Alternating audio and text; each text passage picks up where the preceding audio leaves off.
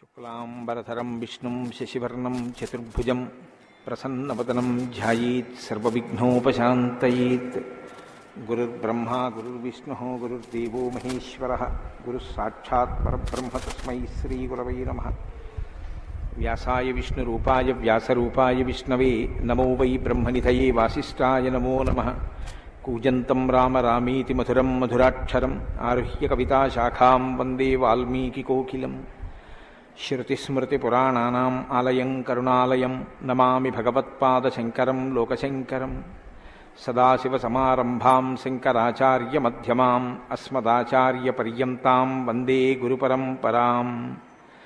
వాగర్ధావివ సంపృక్తౌ వాగర్ధప్రతిపత్తయే జగతః పితరౌ వందే పార్వతీపరమేశ్వరౌ.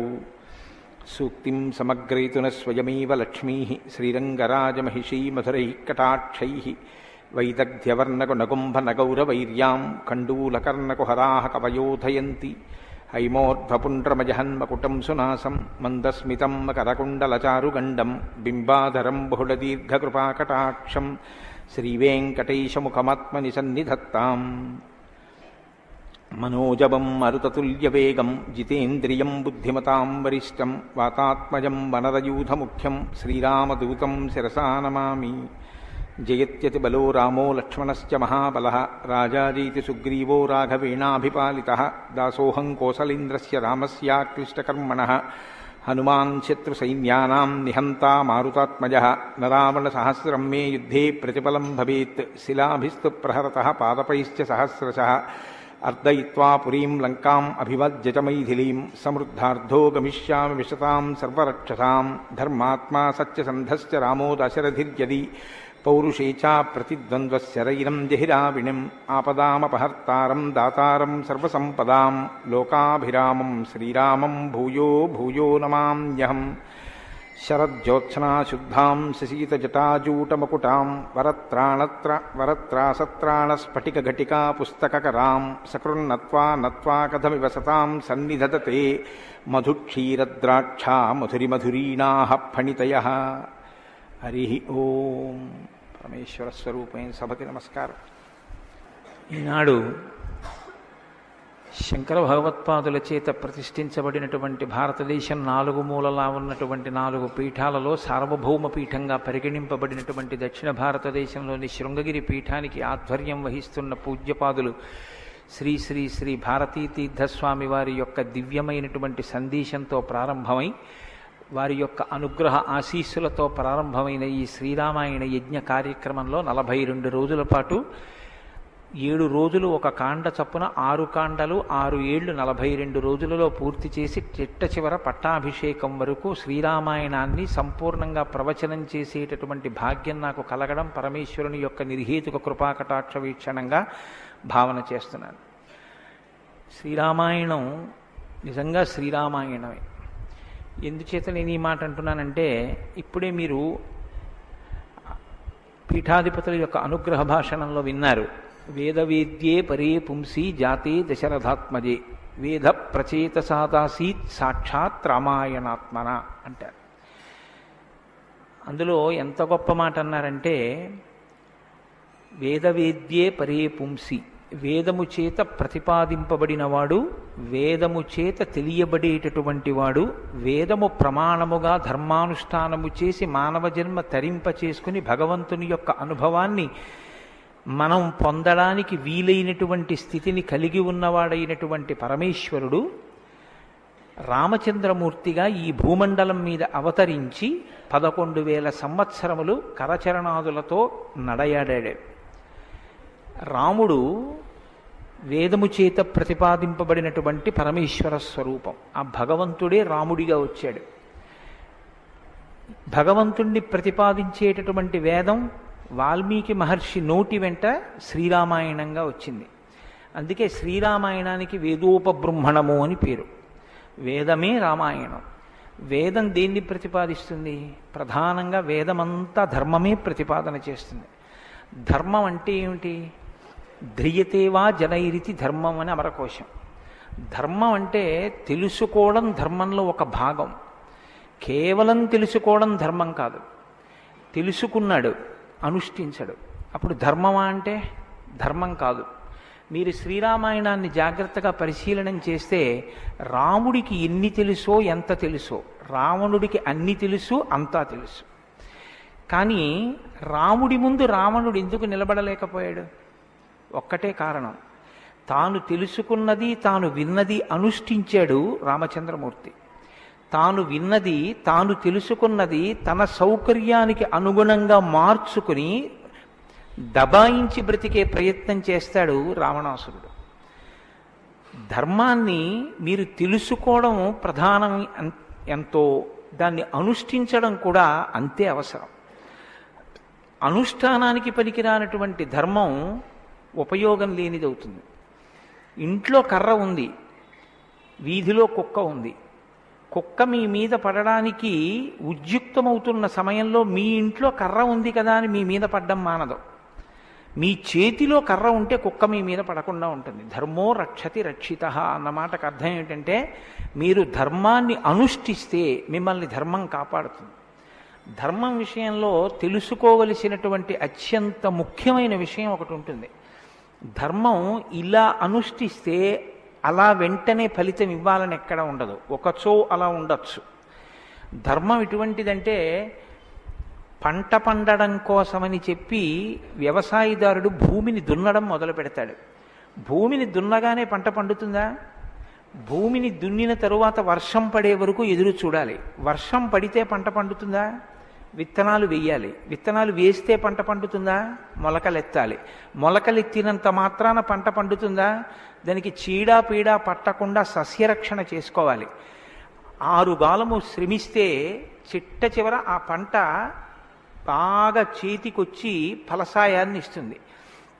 అప్పుడు కోత కోసి తెచ్చి పొలం గట్టున వేసి బస్తాలకెత్తి ఇంటికి తీసుకెళ్లి దాచుకునే పర్యంతము పండిన పంట మీ చేతికి వచ్చింది అని నమ్మకంగా చెప్పడం సాధ్యం కాదు. ధర్మం కూడా అంతే. ఇవాళ మీరు ధర్మం చేశారు అని వెంటనే ఫలితం ఇవ్వదు. అధర్మం కూడా అంతే. మీరు ఇవాళ అధర్మం చేశారు అని వెంటనే ఫలితం ఇవ్వదు.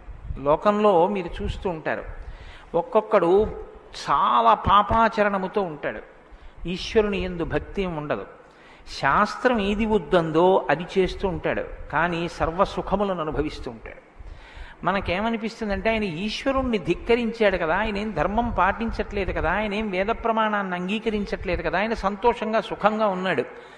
అన్నీ విని అన్నీ నమ్మి అన్నీ విశ్వసించి వేదమును ప్రమాణముగా స్వీకరించి ధర్మమును అనుష్ఠించినటువంటి నేను కష్టాలు పడుతున్నాను, ఏమిటి ఉపయోగం ఈ ధర్మం పట్టుకుంటే అనిపిస్తుంది. ధర్మం పట్టుకోవడం ఎటువంటిది అంటే, పంట పండడం కోసమని పొలం దున్నడం లాంటిది. పొలం దున్ని కష్టపడిన వాడికి పంట ఎప్పటికైనా చేతికొచ్చినట్టే. ధర్మాన్ని అనుష్ఠించిన వాడికి కూడా ధర్మం కాపాడి తీరుతుంది. అధర్మం ఇంటికి అంటుకున్నటువంటి చిన్న మంట లాంటిది. చిన్న మంటే కదా నన్ను ఏం చేస్తుందని పడుకున్న వాడికి చిట్ట చివర ఇల్లంతా ఎలా కాలిపోతుందో, అధర్మంలో మనం ఉన్నామని తెలుసుకుని అధర్మ పథంలోంచి బయటికి వచ్చే ప్రయత్నం చేయకపోతే చిట్ట చివరికి జరిగేటటువంటి పరిణామం కూడా అలాగే ఉంటుంది. కాంచన లంక ఉంది, అంత బలగం ఉంది, అంత గొప్ప సుఖాలు అనుభవించాడు, 10 తలకాయలున్నాయి, గొప్ప తపస్సు ఉంది, ఈశ్వరుడి యొక్క అనుగ్రహాన్ని పొందాడు, పరమేశ్వరుణ్ణి సాకారంగా దర్శనం చేశాడు, పుష్పక విమానం ఎక్కి ప్రపంచమంతా తిరిగాడు. చిట్ట చివరికి ఏమయ్యాడు? అధర్మాన్ని పట్టుకున్నందుకు కడుపున పుట్టినటువంటి బిడ్డల దగ్గర నుండి భార్య చిట్ట చివర ఏడుస్తూ యుద్ధభూమిలోకి వచ్చి, నువ్వు అధర్మాన్ని పాటించడం వల్లే ఇటువంటి చావు చచ్చావని మండోదరి గుండెలు బాదుకుని ఏడిచేటటువంటి స్థితిని రావణుడు పొందాడు. ప్రతి క్షణం ధర్మాన్ని అనుష్ఠించాడు. ఎంత ఓపికగా అనుష్ఠించాడంటే, ఎన్ని కష్టాలైనా రాని ఆయనకి కావలసింది మాత్రం ఒక్కటే, ధర్మం. ధర్మమా సుఖమా, ధర్మమా కష్టమా, ధర్మమా ప్రయోజనమా, ధర్మమా అడ్డదారా, ధర్మమా కోరిక తీరడమా, మీరు పక్కన ఏవి పెట్టి చూడండి, శ్రీరామచంద్రమూర్తి జీవితం అంతా ఒకటే, ధర్మమే. వాళ్ళన్నాడు, సుగ్రీవుడితో ఎందుకు స్నేహం చేశావు? నాతో స్నేహం చేస్తే రావణాసురుణ్ణి నిగ్రహించి నీ భార్యని వెంటనే ఇప్పిద్దును, ఎందుకు సుగ్రీవుడితో స్నేహం చేశావని అడిగాడు. నాకు కావలసింది ధర్మం. అధర్మాన్ని పాటించేటటువంటి నీతోటి స్నేహం వల్ల నా భార్యని తెచ్చుకోవడం నాకు అక్కర్లేదు. అందుకు నిన్ను నిగ్రహించానన్నాడు. తండ్రి మరణించాడు, చెక్కు చెదరలేదు. భార్యను అపహరించారు, చెక్కు చెదరలేదు. రాజ్యం పోయింది, చెక్కు చెదరలేదు. జటాయువు మరణించాడు, చెక్కు చెదరలేదు. ఇలా కాదన్నయ్య, ఈ మార్గాన్ని విడిచిపెట్టి ఇలా వెళ్ళన్నాడు తోడ పుట్టినటువంటి లక్ష్మణమూర్తి. నాకొద్దన్నాడు. కన్న తల్లి కౌసల్య అంది, నీ తండ్రి ఇటువంటి దురాత్ముడు కాబట్టి నన్ను కూడా నీతో తీసుకెళ్ళండి. వద్దమ్మా, ధర్మం ప్రధానం అన్నాడు. ఎన్ని పర్యాయాలు ఆయన మాట్లాడితే ధర్మం ధర్మం ధర్మం. అయితే ఇక్కడ మీరు ఒక మాట గమనించవలసి ఉంటుంది. ధర్మం అంటే ఏది ధర్మం? కోటేశ్వరరావు గారు చెప్తే ధర్మం అవుతుందా? లేకపోతే ఎవరో నేను ఇది చెప్తానండి ఇది ధర్మం అంటే అవుతుందా? మనం చెప్తే ధర్మం అవదు, వేదం చెప్తే ధర్మం అవుతుంది. వేదం ఏది చెప్పిందో అది ధర్మం. వేదమునకు వ్యతిరేకముగా చెప్పనటువంటి స్మృతి చెప్పినది ధర్మం. వేదమునకు వ్యతిరేకంగా చెప్పని స్మృతి చెప్పిన మాట పాటించిన వాడిది ధర్మం. ఆ ధర్మం ఎవడు పట్టుకుంటాడో వాడే శ్రీరాముడు. ఆ ధర్మాన్ని ఎవడు పట్టుకుంటాడో వాడు అంతిమంగా పొందేది ఏదంటే విజయమే. 11,000 సంవత్సరములు ఈ భూమండలాన్ని పరిపాలించినటువంటి రామచంద్రమూర్తి పడనటువంటి కష్టం లేదు. ఇన్ని కష్టాలు పడుతున్నా ఆయన ఇతరులకు సుఖాన్ని ఇచ్చాడు, ఇతరులకు ఆనందం ఇచ్చాడు, ఇతరులకు సంతోషం ఇచ్చాడు తప్ప నేనింత కష్టంలో ఉన్నాను మీరెందుకు నవ్వాలని ఆయన ఎన్నడూ అడగలేదు. అందుకే రాముడు యోగి అన్నారు పెద్దలు. యోగి అంటే పైన ఎన్ని కష్టాలైనా రావచ్చు, కానీ లోపల మాత్రం తాను నిర్వికారంగా ఉంటాడు. అందుకే పుట్టినది కూడా నవమి తిథి నాడు పుట్టాడు మహానుభావుడు. 9 అంకెకున్న గొప్పతనం చూడండి. మీరు ఎంత పెట్టి 9ని హెచ్చవేయండి మళ్ళీ 9గా మారుతూ ఉంటుంది. 9 ఒకట్ల 9, 9 2 18, 8 1 9, 9 3 27, 7 2 9, 9 4 36, 6 3 9, 9 5 45, 5 4 9. ఏం చేసినా మళ్ళీ 9 అవుతూ ఉంటుంది. ఎన్ని కష్టాలు బయట రానివ్వండి, ఎన్ని వైక్లభ్యాలు కలగనివ్వండి, లోపల మాత్రం రాముడు ఎప్పుడూ ధర్మాన్నే పట్టుకొని ఉంటాడు. ధర్మాన్ని పట్టుకోవడం అంటే రాముడు రామాయణంలో మాట్లాడింది మీరు గమనించాలి. ఎప్పుడైనా రామాయణం చదవడం, రామాయణం వినడం అంటే ఒక్క పర్యాయం అని మీరు అనుకోకండి. రామాయణాన్ని బహుకోణాలలో చదవండి. రాముడు మాట్లాడితే అని రామాయణం చదవండి ఒకసారి. రాముడు ఎప్పుడు నేను ఇలా చెప్తాను అని అనడం. రాముడు ఎప్పుడు చెప్పినా ఎలా చెప్తాడంటే ఋషులు ఇలా చెప్పారంటాడు, పెద్దలు ఇలా చెప్పారంటాడు, శాస్త్రం ఇలా చెప్పిందంటాడు తప్ప నేను ఇలా చెప్తానన్నాడు రాముడు. తన నిర్ణయం కాదు, తాను ఏది చెప్పాలో కాదు, శాస్త్రం ఏం చెప్పిందో చెప్తాడు, ఋషులు ఏం చెప్పారో చెప్తాడు, పెద్దలు ఏం చెప్పారో చెప్తాడు, తాను ఎందుకు ధర్మాన్ని అనుష్ఠిస్తున్నానో చెప్తాడు. తన జీవితాన్ని ఆదర్శవంతంగా తీసుకొచ్చి మనుష్య జాతికంతటికి ఫలంగా అందించాడు. అటువంటి ధర్మాత్ముడైనటువంటి రామచంద్రమూర్తి మనుష్యుడిగా అవతారాన్ని స్వీకరించి ఉండకపోతే అసలు మనుష్యుని యొక్క జన్మ ప్రయోజనం ఇంత గొప్పవాడా మనిషి అన్న విషయమే లోకానికి అర్థమయ్యుండేది కాదు. ఎందుకంటే మీరు ఒక విషయాన్ని జాగ్రత్తగా గమనించండి. రామావతార స్వీకారానికి ముందరే రామనామం లోకంలో ఉంది. రామావతారానికి ముందు రామనామం లేకపోతే వాల్మీకి మహర్షికి రామనామాన్ని ఎలాగా ఉపదేశం చేశారు ఋషులు? ఆయనకి ఉపదేశం చేసిన తరువాత కదా రామచంద్రమూర్తి అవతారం వచ్చింది. ఆయన వాల్మీకిగా మారిన తరువాత కదా రాముడు పుట్టింది. కాబట్టి రామ అన్న నామం సాక్షాత్తు ఈశ్వరుడు యొక్క నామం. అది రమయతీతి రామ, లోకులనందరినీ రమింపచేసేటటువంటి నామం. అంతటి మహోత్కృష్టమైనటువంటి శీల సంపద కలిగినటువంటి వాడు రామచంద్రమూర్తి. అందుకే రామాయణాన్ని రామచంద్రమూర్తిని ఎంతకాలం మనుష్య జాతి ఆరాధన చేస్తుందో అంతకాలం మానవత్వం బ్రతికుంటుంది. ఏనాడు రామచంద్రమూర్తిని మరిచిపోతామో, ఏనాడు రామాయణం మనకు అక్కర్లేదని అంటామో ఆనాడు మనిషిగా కనపడుతున్న మనుష్యత్వం చచ్చిపోతుంది, మానవత్వం చచ్చిపోతుంది, నరత్వం చచ్చిపోతుంది. అది పోయిన నాడు నరజన్మ యొక్క ప్రయోజనమే పోతుంది. అందుకే మీరు చూడండి, విష్ణువు దశావతారములను స్వీకరించారు. వేదోద్ధారణ మందరాభరణ పృథ్వీధర్మ నిర్మాణ ప్రహ్లాదత్రాణ బలిప్రతారణ నృపాహంకార నిర్వాపన వైదేహీరమణ ధనంజయ జయ వ్యాపార పారీణ క్షోణీ దివ్యత్కరుణ తమోహరణ తండ్రి వెంకటేశ ప్రభో. ఇన్ని అవతారాలు స్వీకరించినా ఆ అవతార పరిసమాప్తి అయిపోయిన తరువాత మనం పిలిస్తే ఇక లక్ష్మీనారాయణులనే పిలుస్తాం. ఒక వామనమూర్తి అవతార పరిసమాప్తి అయిపోయింది, ఏమంటాం? లక్ష్మీనారాయణులు. ఒక పరశురాముడు లక్ష్మీనారాయణులు, ఒక మత్స్యావతారం లక్ష్మీనారాయణులు. ఒక్క సీతారాముల అవతారంలో మాత్రం యుగాలు మారిపోయినా ఆ అవతారాన్ని సీతారాములని పిలుస్తాం. భార్యాభర్తలు ఎలా బతకాలో నేర్పినటువంటి అవతారం రామావతారం. అన్నదమ్ములు ఎలా బతకాలో నేర్పిన అవతారం రామావతారం. తండ్రి కొడుకులు ఎలా బతకాలో నేర్పిన అవతారం రామావతారం. ఒక ఉద్యోగి యజమాని ఎలా బతకాలో నేర్పిన అవతారం రామావతారం. చిట్ట చివరికి ఎంత కష్టం కడుపులో ఉన్న రాజారాముడిగా సింహాసనం మీద కూర్చోవలసి వస్తే ప్రజల్ని కన్నబిడ్డల్లా పరిపాలించగలిగినటువంటి ధర్మాన్ని నిలబెట్టుకోగలిగినటువంటి సంపూర్ణత్వాన్ని సంతరించుకున్నటువంటి మనుష్య స్థితిని పొందిన అవతారం రామావతారం. మీకు జీవితంలో అనుష్ఠాన పర్యంతంలో ఎక్కడ ఏ విషయం గురించి అనుమానం వచ్చినా మీకు రామాయణం జీర్ణమైతే మీకు వెంటనే శ్రీరామాయణం జ్ఞాపకానికి వస్తుంది. అప్పుడు రాముడు ఇలా ప్రవర్తించాడు అని మీకు జ్ఞాపకం వస్తుంది. రామాయణం మీకు జీర్ణమైతే మీ భాష తీరు మారిపోతుంది. రామాయణం మీకు జీర్ణమైతే మాట ఎంత గొప్పదో మీకు అర్థమవుతుంది. నేను అందుకే మీకు మనవి చేశాను, రామాయణాన్ని రామాయణంగా చదవకండి అని. రామాయణం జ్యోతిష శాస్త్రం, రామాయణం వాస్తుశాస్త్రం, రామాయణం ధర్మశాస్త్రం, రామాయణం వాక్కు, రామాయణం ధర్మ పరిపాలన, రామాయణం న్యాయం, రామాయణం సామాజిక శాస్త్రం, రామాయణం శకున శాస్త్రం, రామాయణం పర్యావరణం, రామాయణం గురుభక్తి, రామాయణం శిష్యధర్మం. మీ ఇష్టం, ఎలా చదవండి, రామాయణం అలా వస్తుంది. మీకిచ్చినది మట్టి ముద్ద, మీరు దాంతో మూకుడు చేసుకుంటారో, పళ్ళెం చేసుకుంటారో, ప్రమిద చేసుకుంటారో, గిన్నె చేసుకుంటారో, గరిటె చేసుకుంటారో మీ ఇష్టం. రామాయణాన్ని మీరు ఎలా చూడాలనుకుంటే మీకు అలా కనపడుతుంది. శ్రీరామాయణానికి ఉన్న గొప్పతనం ఏమిటంటే వాల్మీకి మహర్షి ఎవ్వరికీ కూడా కితాబులు ఇవ్వరు.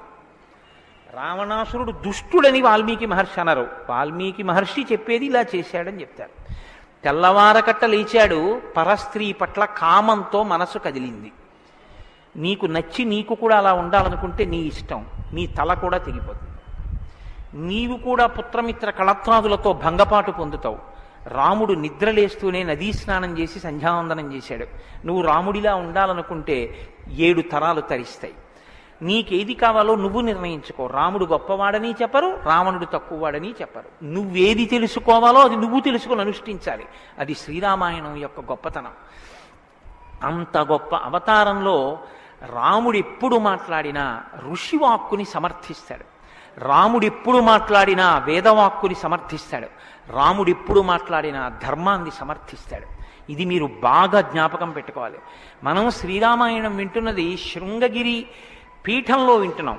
అదేమిటండి పీఠ శాఖ కదా అని మీరు అనొచ్చు. ఆత్మావై పుత్రనామాసి, కొడుక్కి తండ్రికి అభేదం. బింబానికి బింబం ఎందులోంచి వచ్చిందో ఆ బింబం వచ్చినటువంటిది లేదా ప్రతిబింబం పుట్టిన బింబం రెండూ ఒకటే. అద్దం ముందు నిలబడితే నా ప్రతిబింబం కనబడితే ఆ ప్రతిబింబం బొట్టు పెట్టుకోలేదు అనుకోండి, దిక్కుమాలిన ప్రతిబింబమా బొట్టు పెట్టుకోవద్దా, తప్పు కదా అని ప్రతిబింబానికి బొట్టు పెడితే నాకు బొట్టు వస్తుందా? బింబానికి బొట్టెట్టుకుంటే ప్రతిబింబానికి బొట్టు వస్తుంది. బింబానికి ప్రతిబింబానికి తండ్రికి కొడుక్కి గురువుకి శిష్యుడికి అభేదమైతే గుంటూరు శృంగగిరి పీఠ శాఖకి ఎక్కడో కర్ణాటక రాష్ట్రంలో ఉన్న శృంగగిరి పీఠానికి నా దృష్టిలో అభేదం. శృంగగిరి పీఠంలో కూర్చుని శ్రీరామాయణ ప్రవచనం చెయ్యవలసి వస్తే నేను ఒక మాట చెప్పకుండా రామాయణాన్ని ప్రారంభించేస్తే నేను ఒక పొరపాటు చేసిన వాడిని అవుతాను. ఇన్ని పీఠాల్ని స్థాపించినటువంటి శంకర భగవత్పాదులు అవతార పరిసమాప్తి చేస్తూ ఒక మాట చెప్పారు. వేదో నిత్యమధీయతాం తదుదితం కర్మస్వనుష్ఠీయతాం. ప్రతిరోజు వేదం చదువుకో. నువ్వు చేసే ఏ కర్మ అయినా వేదం ఎలా చెప్పిందో అలాగే చెయ్యి. అంతేకాని నీ స్వంత బుద్ధితో ఏ పనిని చెయ్యవద్దు. వేదో నిత్యమధీయతాం తదుదితం స్వకర్మస్వనుష్ఠీయతాం దుస్తర్కాస్తు విరమ్యతాం. ఈశ్వరుడు నోరిచ్చాడు కదా అని నీ చిత్తం వచ్చినట్టుగా వాదనలు చేయవద్దు. నువ్వు ఏది మాట్లాడినా శృతిశిరపక్షస్వనుష్ఠీయతాం. ఉపనిషత్తులు ఏం చెప్పాయో, వేదం ఏం చెప్పిందో దాన్ని సమర్థించడానికి నీ వాగ్బలాన్ని ఉపయోగించు. అంతేకాని ఈశ్వరుడు వాక్కు ఇచ్చాడు కదా అని నీ ఇష్టం వచ్చినట్టు నువ్వు మాట్లాడితే చూడలేదు, లెక్క కట్టుకోలేడని నువ్వు అనుకోవద్దు. లెక్క కట్టేవాడు ఒకడు ఉన్నాడు. మీరు చూడండి, 84 లక్షల జీవరాశులు ఈ ప్రపంచంలో ఉన్నాయి. 84 లక్షల జీవరాశుల్లో 83,99,999 జీవరాశులకి వాక్కు లేదు. ఒక్క నరజన్మకే వాక్కుంది. మళ్ళీ ఈ నరజన్మలో కొంతమంది మాత్రమే ఆ మాట చెప్పగలరు. కొంతమంది నరులుగా జన్మించిన నోరు విప్పి రామా అని గట్టిగా అనరా అంటే రామా అని అనలేరు. అది వారి దురదృష్టం. కానీ మనం భగవన్నామమును పలకగలం. భగవన్నామం పలికి తరించగలిగినటువంటి భాగ్యం మనకుంది. హరునకు అవ్విభీషణున కద్రిజకున్ తిరుమంత్రరాజమై కరికి నహల్యకున్ ద్రుపదకన్యకు నార్తి హరించు చుట్టమై బరగిన ఎట్టి నీ పతితపావన నామము నాదు జిహ్మపై నిరంతరము నటింపచేయుమి కదా చరధి కరుణాపయోనిధి అని వేడుకున్నాడు గోపరాజు గారు. నాకేం అక్కర్లేదయ్యా స్వామి, నీ నామం నా నాలుక మీద నర్తింపచేయవయ్యా చాలన్నాడు. పవి పుష్పంబగు అగ్ని మంచగు నాకూపారం భూమిస్థలంబగు శత్రుండతిమిత్రుడవు విషము దివ్యాహారమౌ నిన్నగా అవనీమండలి లోపలం శివ శివేచ్ఛాభాషణోల్లాసకిన్ శివ నీ నామము సర్వవస్యకరమౌ శ్రీకాళహస్తీశ్వర. నాకు నీ శివనామం నా నాలుక మీద నర్తించాలని కోరుకున్నాడు ధూర్జటి. భగవన్నామం చెప్పుకుంటే చాలని ఆ నామం ఉన్నందుకు వెంపర్లాడారు. అంత్యకాలమునందు ఆయాసమున నిన్ను తలుచునో తలపనో తలతునిపుడి నరసింహ నరసింహ నరసింహ లక్ష్మీ చ దానవంతక కోటి భానుతేజ గోవింద గోవింద గోవింద సర్వేశ పన్నగాధిపశాయి పద్మనాభ అని రెండు చేతులిచ్చి నమస్కారం చేసి చిట్ట చివర ప్రాణం పోయేటప్పుడు ఆవేళ యమదూతల అగ్రహంబున వచ్చి ప్రాణముల్ పెకలించి పట్టునప్పుడు కపవాత పైత్యముల్ కప్పగా శ్రమచేత కంపముద్భవమంది కష్టపడుచు నారాయణాయంచు నా జిహ్వతో నిన్ను పిలుతునో శ్రమచేత పిలువలేనో నాటికిప్పుడు నీ నామస్మరణ చేతు చెవినిడవయ్య భూషణ వికాస శ్రీధర్మపుర నివాస దుష్ట సంహార నరసింహ దురిత దూరాన్ని గుండెలు బాదుకున్నాడు నరసింహచతక కర్త. ఆ భగవన్నామం పలికేటటువంటి భాగ్యం ఉన్న ఏకైక ప్రాణి సృష్టిలో కేవలం మనుష్యుడే. అటువంటి మనుష్యుడికి ఇచ్చినటువంటి అదనపు వరం భగవత్ కథాశ్రవణం. ఈశ్వర కథ వినగలడు. ఆ ఈశ్వర కథ వింటేనే సమస్త సంసార భ్రమణ పరితాపోపశమనం అంటారు శంకర భగవత్పాదులు. గలంతీ శంభోత్వచ్చరిత సరిత కిల్బిషరజో దళంతీ ధీకుల్యాసరతి పతంతీ విజయతాం దిశంతీ సంసార భ్రమణ పరితాపోపశమనం వసంతీ మచ్చేతో హ్రదవు విశివానందలహరి అంటారు. సంసార భ్రమణ పరితాపోపశమన కారణమైనటువంటి భగవంతుని యొక్క కథాశ్రవణము చేసి నోటితో జుర్రుకున్నటువంటి పదార్థాలు సప్తధాతువులతో నిర్మింపబడిన ఈ దేహాన్ని పోషిస్తే భగవంతుని యొక్క కథని చెవులతో జుర్రుకున్నటువంటి వాడు మళ్ళీ పుట్టవలసిన అవసరం లేకుండా పునరపి జననం పునరపి మరణం పునరపి జనని జఠరే చయనం ఇహ సంసారే బహుదుస్తారే కృపయాపారే పాహి మురారే అని ఆ భగవన్నామామృతాన్ని చెవులలోంచి లోపలికి జుర్రుకున్నటువంటి వాడు పునరావృత్తి రహిత శాశ్వత శివ సాయుధ్య స్థితిని పొందగలుగుతున్నాడు. ఇటువంటి భాగ్యం కలిగినటువంటి ప్రాణి మనుష్యుడు. ఆ మనుష్యుని యొక్క జీవితం ఎంత గొప్పదో, అసలు నరుడంతే ఎంత గొప్పవాడో నిరూపించినటువంటి అవతారం రామావతారం.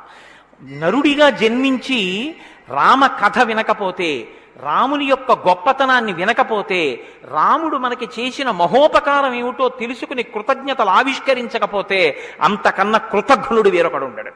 నేను ఈ మాట ఎందుకు అంటున్నానో తెలుసా అండి? రావణాసురుడు వరాలు కోరుకున్నాడు బ్రహ్మగారిని. అందరినీ అడిగాడు, ఒక్క నరవానరులను వదిలిపెట్టాడు. ఎందుకు వదిలిపెట్టావని బ్రహ్మగారు అడగలేదు, తానీ చెప్పుకున్నాడు. ఇంతమంది గురించి అడిగాను, నరవానరముల గురించి నాకు లెక్క ఏమిటి, వాళ్ళు లెక్కలోకి వస్తారా, నేను అసలు వాళ్ళ పేరు ఎత్తనన్నాడు. అంటే నరుడికి ఉన్నటువంటి విలువ ఏ పాటిదో మీరు అర్థం చేసుకోండి. రావణాసురుడున్న కాలంలోనేగా రాముడున్నాడు. రావణాసురుడి కాలం నాటికి నరుడికి ఉన్న విలువ, నరుడికి ఉన్న గౌరవం అంత గొప్పవి. ఆయన రాక్షసుడండి, ఏదైనా మాట్లాడతాడు, మీరెందుకు గుండెలు బాదుకుంటారు అనొచ్చు. జనక మహారాజు మహాజ్ఞానిగా, అంతటి మహాజ్ఞాని అయినటువంటి జనకుడు ఎదర వస్తోందిగా సీతారామ కళ్యాణం. అంతటి వాడు ఆయన అన్నాడు, మనుష్యుడు రాముడు, ఆయనే విత్తుతాడు శివధనస్సు అన్నాడు.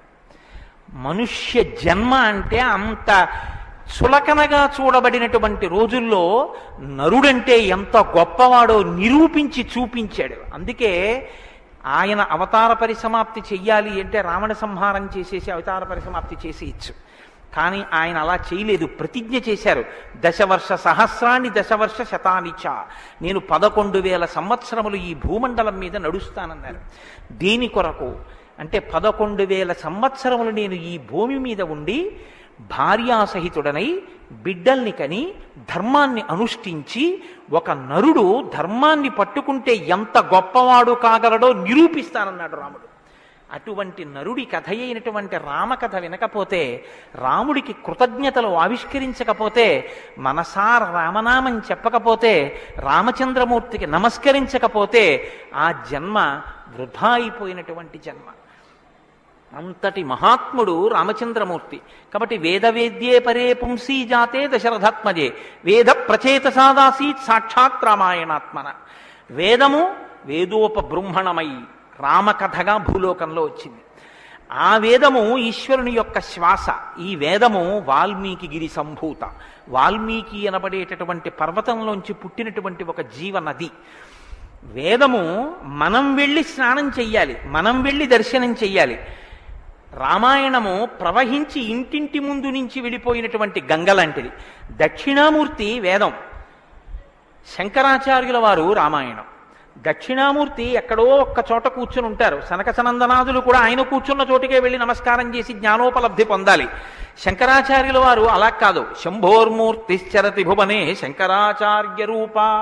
ఆ దక్షిణామూర్తి మౌనం విడిచిపెట్టి ఆసేతు హిమాచల పర్యంతం పాదచారి అయి 3 పర్యాయములు పర్యటించి వేద విరుద్ధమైన వాదనలు ఖండించి, మళ్లీ వేద విరుద్ధమైన వాదనలు ఈ భారతదేశంలోకి ప్రవేశించకుండా కాపు పెట్టాలన్న ఉద్దేశ్యంతో తూర్పున జగన్నాథ్లో గోవర్ధన పీఠము, పడమర ద్వారకలో కాళికాపీఠము, ఉత్తరమున బదరికాశ్రమములో జ్యోతిపీఠము, దక్షిణమున శృంగగిరిలో శారదాపీఠము, 4 చోట్ల 4 పీఠములను కాపు పెట్టి గురు పరంపర నిరంతరము కొనసాగేటట్టుగా మనని అనుగ్రహించి వేద విరుద్ధమైన వాదనలు భారతదేశంలో ప్రవేశించకుండా రక్షించినటువంటి మహాపురుషుడైనటువంటి శంకర భగవత్పాదులు తానే ఆసేతు హిమాచలం పర్యటించి ప్రతి ఇంటి ముందుకొచ్చి జ్ఞానబోధ చేసినట్టు రామాయణం అనేటటువంటి గంగ వాల్మీకి గిరిశంభూతయ్యి వాడలా ప్రవహించింది. రామకథ రామనామం తెలియనివాడు లోకంలో ఉండడు. ఏదైనా తెలియదేమో, రామకథ తెలియనివాడు రామనామం తెలియనివాడు లోకంలో ఉండడు. మంచికైనా రామనామం, చెడుకైనా రామనామం. ఏమయ్యా అంత పని చేసావా? రామరామ అనే చేస్తానండి అంటాడు.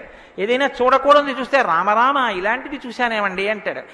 ఏదైనా మంచి జరిగితే రామరామ ఎంత మంచి మాట విన్నాను ఇవ్వాలంటాడు. భారతీయ సంస్కృతిలో రామనామం మమేకమైపోయింది.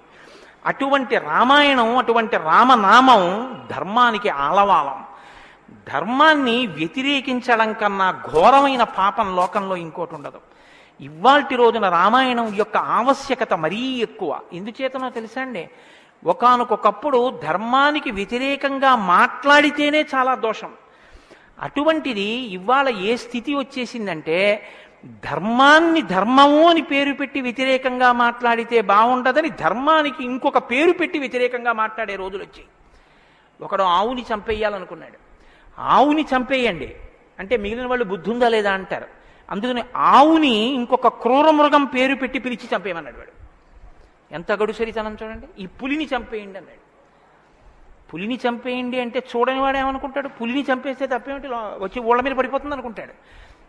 అది పావుని చంపేయండి అన్నాడు. విన్నవాడు పావు అనుకున్నాడు, కనదు ఆవు.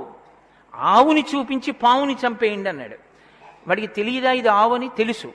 మరి ఆవుని చంపేయండి అని ఎందుకండవు అంటే, ఆవుని చంపేయండి అంటే ఆవుని చంపడం ఏమిట్రా అంటారని పావుని చంపేయండి అన్నాడు తెలిసి. ధర్మాన్ని ఆచరించకండి అంటే జనం తిరగబడతారని మూఢ విశ్వాసాల జోలికి వెళ్ళకండి అంటున్నారు. పేరు మార్చారు, కానీ వ్యవస్థని ధర్మానికి దూరం చేస్తున్నారు. ఆ స్థితి నుంచి మనం రక్షింపబడాలంటే మనకున్న ఆధారం ఒక్కటే, శ్రీరామాయణాన్ని వినాలి, శ్రీరామాయణాన్ని బాగా తెలుసుకోవాలి, శ్రీరామాయణాన్ని తరచి తరచి గమనించాలి. రామాయణం మనకి తెలుసున్న రామకథే కదా అనుకోకండి. నేను మీకు యథార్థం మనవి చేస్తున్నాను. మీరు రామాయణాన్ని ఎన్ని మాటలు చదవండి, ఎన్ని మాటలు వినండి, మీకు రామాయణం కొత్త కోణంలో ప్రకాశిస్తుంది, రామాయణం కొత్త కోణంలో భాషిస్తుంది. అంత గొప్ప రామాయణం. సరే, నువ్వు చెప్పేది రామాయణం కదా, రామాయణం గురించి ఎందుకు అంతసేపు చెప్తావు? మేము ఎదర వింటాం కదా రామాయణం. అసలు నువ్వు రామాయణం ప్రారంభం చెయ్యి అని మీరు అంటారు, నాకు తెలుసు. శ్రీరామాయణ ప్రారంభం ఎక్కడ జరిగింది అంటే, తపస్వాధ్యాయ నిరతం తపస్వీ వాగ్విదాం వరం నారదం పరిపప్రచ్చర్ వాల్మీకి మునిపుంగవం అన్నారు. అంటే ఒకానొక నాడు వాల్మీకి మహర్షి తన ఆశ్రమంలో ఉన్నారు. నారద మహర్షి వచ్చారు.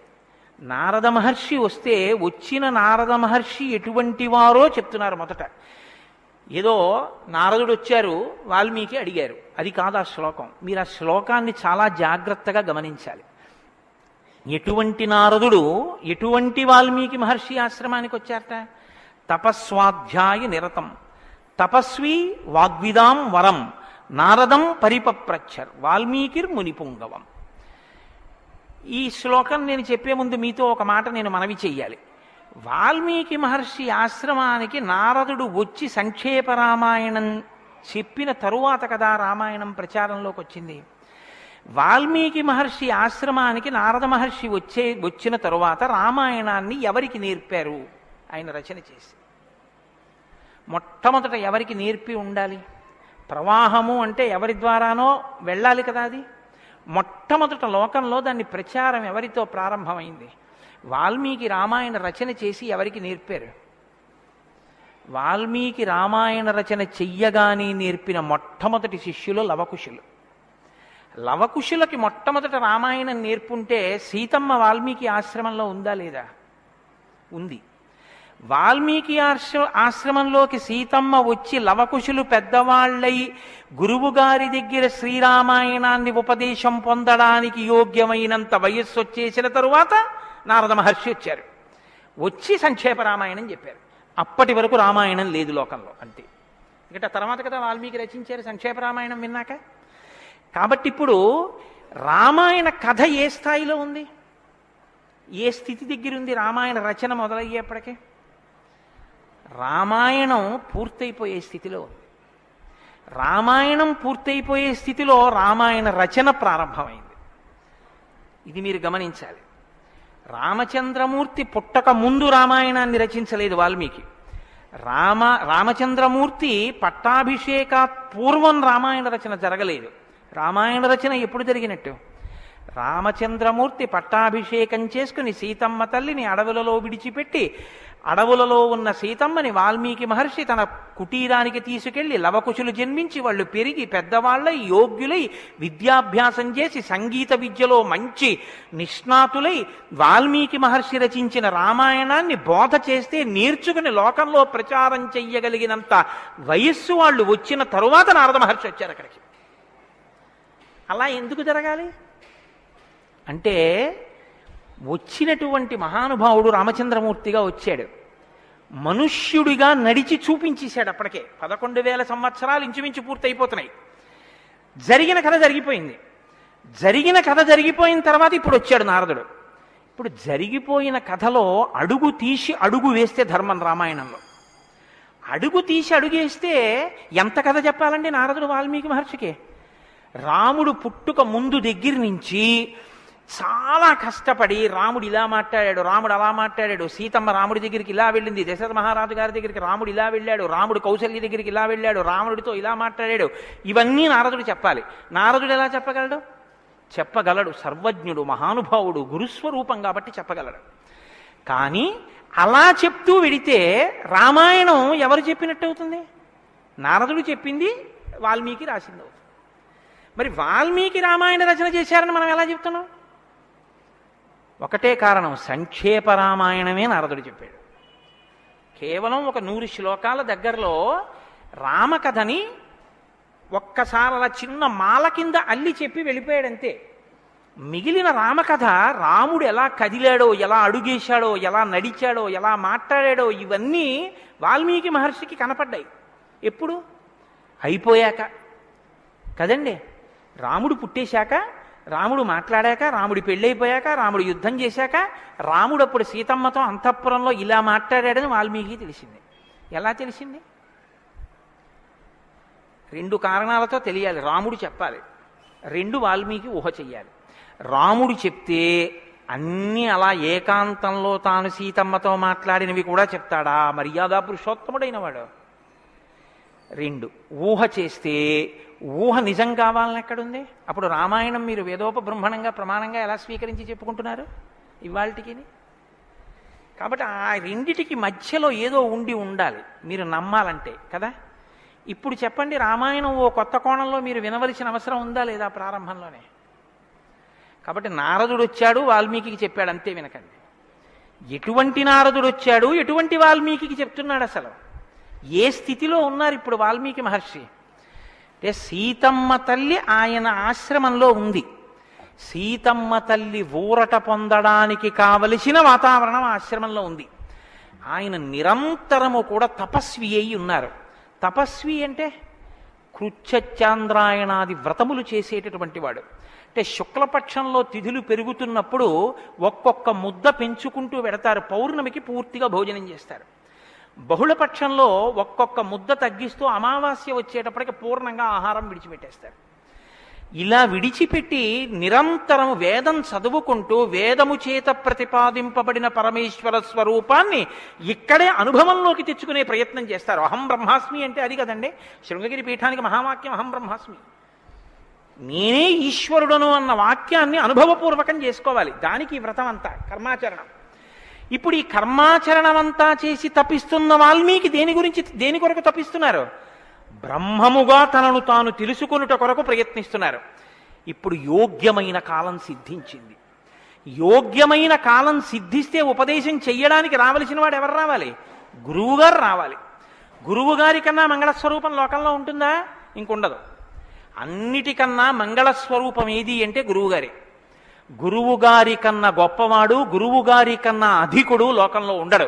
నగురోరధికం నగురోరధికం నగురోరధికం ఇది శివశాసనత. గురువు కన్నా అధికుడి లోకంలో లేడు. మరి ఈశ్వరుడండి అని మీకు అనుమానం రావచ్చు. ఈశ్వరుడి కన్నా అధికుడు గురువే. ఎందువల్ల? అసలు గురువు లేకపోతే ఈశ్వరుడి యొక్క అస్తిత్వం ప్రకటనం కాదు. సరికదా? నేను మీకు ఒక మాటలో చెప్పాలంటే శృంగగిరి పీఠాధిపత్యం వహించిన చంద్రశేఖర భారతీ స్వామి వారి దగ్గరికి ఒక వ్యక్తి వెళ్ళి అన్నాడు, నా దగ్గర ఒకటి కన్నా ఎక్కువ మంత్రాలు ఉపదేశం పొందినవి ఉన్నాయి. నేను ఒక మంత్రానికి ధ్యాన శ్లోకం చేసి మంత్రాన్ని అనుష్ఠిస్తుంటే ఇంకో మంత్రం యొక్క ధ్యాన శ్లోకంలో స్వరూపం కనపడుతోంది, నన్ను ఏం చేయమంటారని అడిగాడు. ఆయన అన్నారు, నీకు ఉపదేశం చేసినటువంటి గురువు గారి పాదాలు నీకు కనపడుతుంటాయా? అయ్యో నాకు చాలా ఇష్టం అండి, మా గురువు గారి పాదాలు నాకు బాగా జ్ఞాపకం. ఏ మంత్రం చేసినా గురువుగారి పాదాలే చూడన్నారు. అలా ఎలా కుదురుతుందండి అన్నాడు ఆయన. ఆ ధ్యాన శ్లోకంలో రూపం కదా చూడాలి. ఏ మంత్రం చేసినా గురువుగారి పాదాలు ఎలా చూస్తాం? ఏ గురుర్ బ్రహ్మ గురుర్ విష్ణు గురుర్దేవో మహేశ్వర, గురువే బ్రహ్మ గురువే విష్ణువు గురువే మహేశ్వరుడు.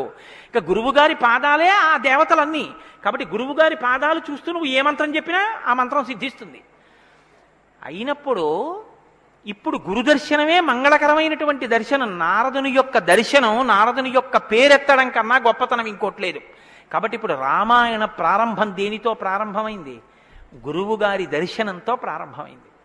నారద మహర్షి దర్శనం గురువు యొక్క దర్శనం. ఎవరికి? వాల్మీకి. రామాయణాన్ని నమ్ముకున్న జాతికి ప్రతినిధి. మనకే దర్శనంతో ప్రారంభమైంది? జగద్గురు దర్శనంతో మనకి ప్రారంభమైంది. కాబట్టి ఇప్పుడు ఎవరొచ్చారు? ఆ వచ్చినటువంటి వ్యక్తి సామాన్యమైనటువంటి వ్యక్తి రాలేదు, నారదుడు. ఆ వచ్చినటువంటి వారు మహానుభావుడై తపస్వాధ్యాయ నిరతం, నిరంతరము తపస్సు చేసేటటువంటి వారు. మీతో మాట మనవి చేశాను. తపస్సు అంటే ఈ వ్రతమును ఆచరిస్తూ నిత్య నైమిత్తిక కర్మలను వైక్లభ్యం లేకుండా అనుష్ఠించేటటువంటి వారు. నిత్యకర్మ అని ఒకటి ఉంటుంది, అది ఎప్పుడూ మానడానికి వీల్లేదు. సంధ్యావందనం ఉంది, ఎప్పుడూ మానకూడదు, ఎప్పుడూ చేయవలసిందే. నైమిత్తిక కర్మ ఉంది, ఒక్కొక్క తిథి నాడు ఒక్కొక్కటి చెయ్యవలసి ఉంటుంది. శ్రీరామ నవమి వచ్చిందనుకోండి, ఏం చెయ్యాలి?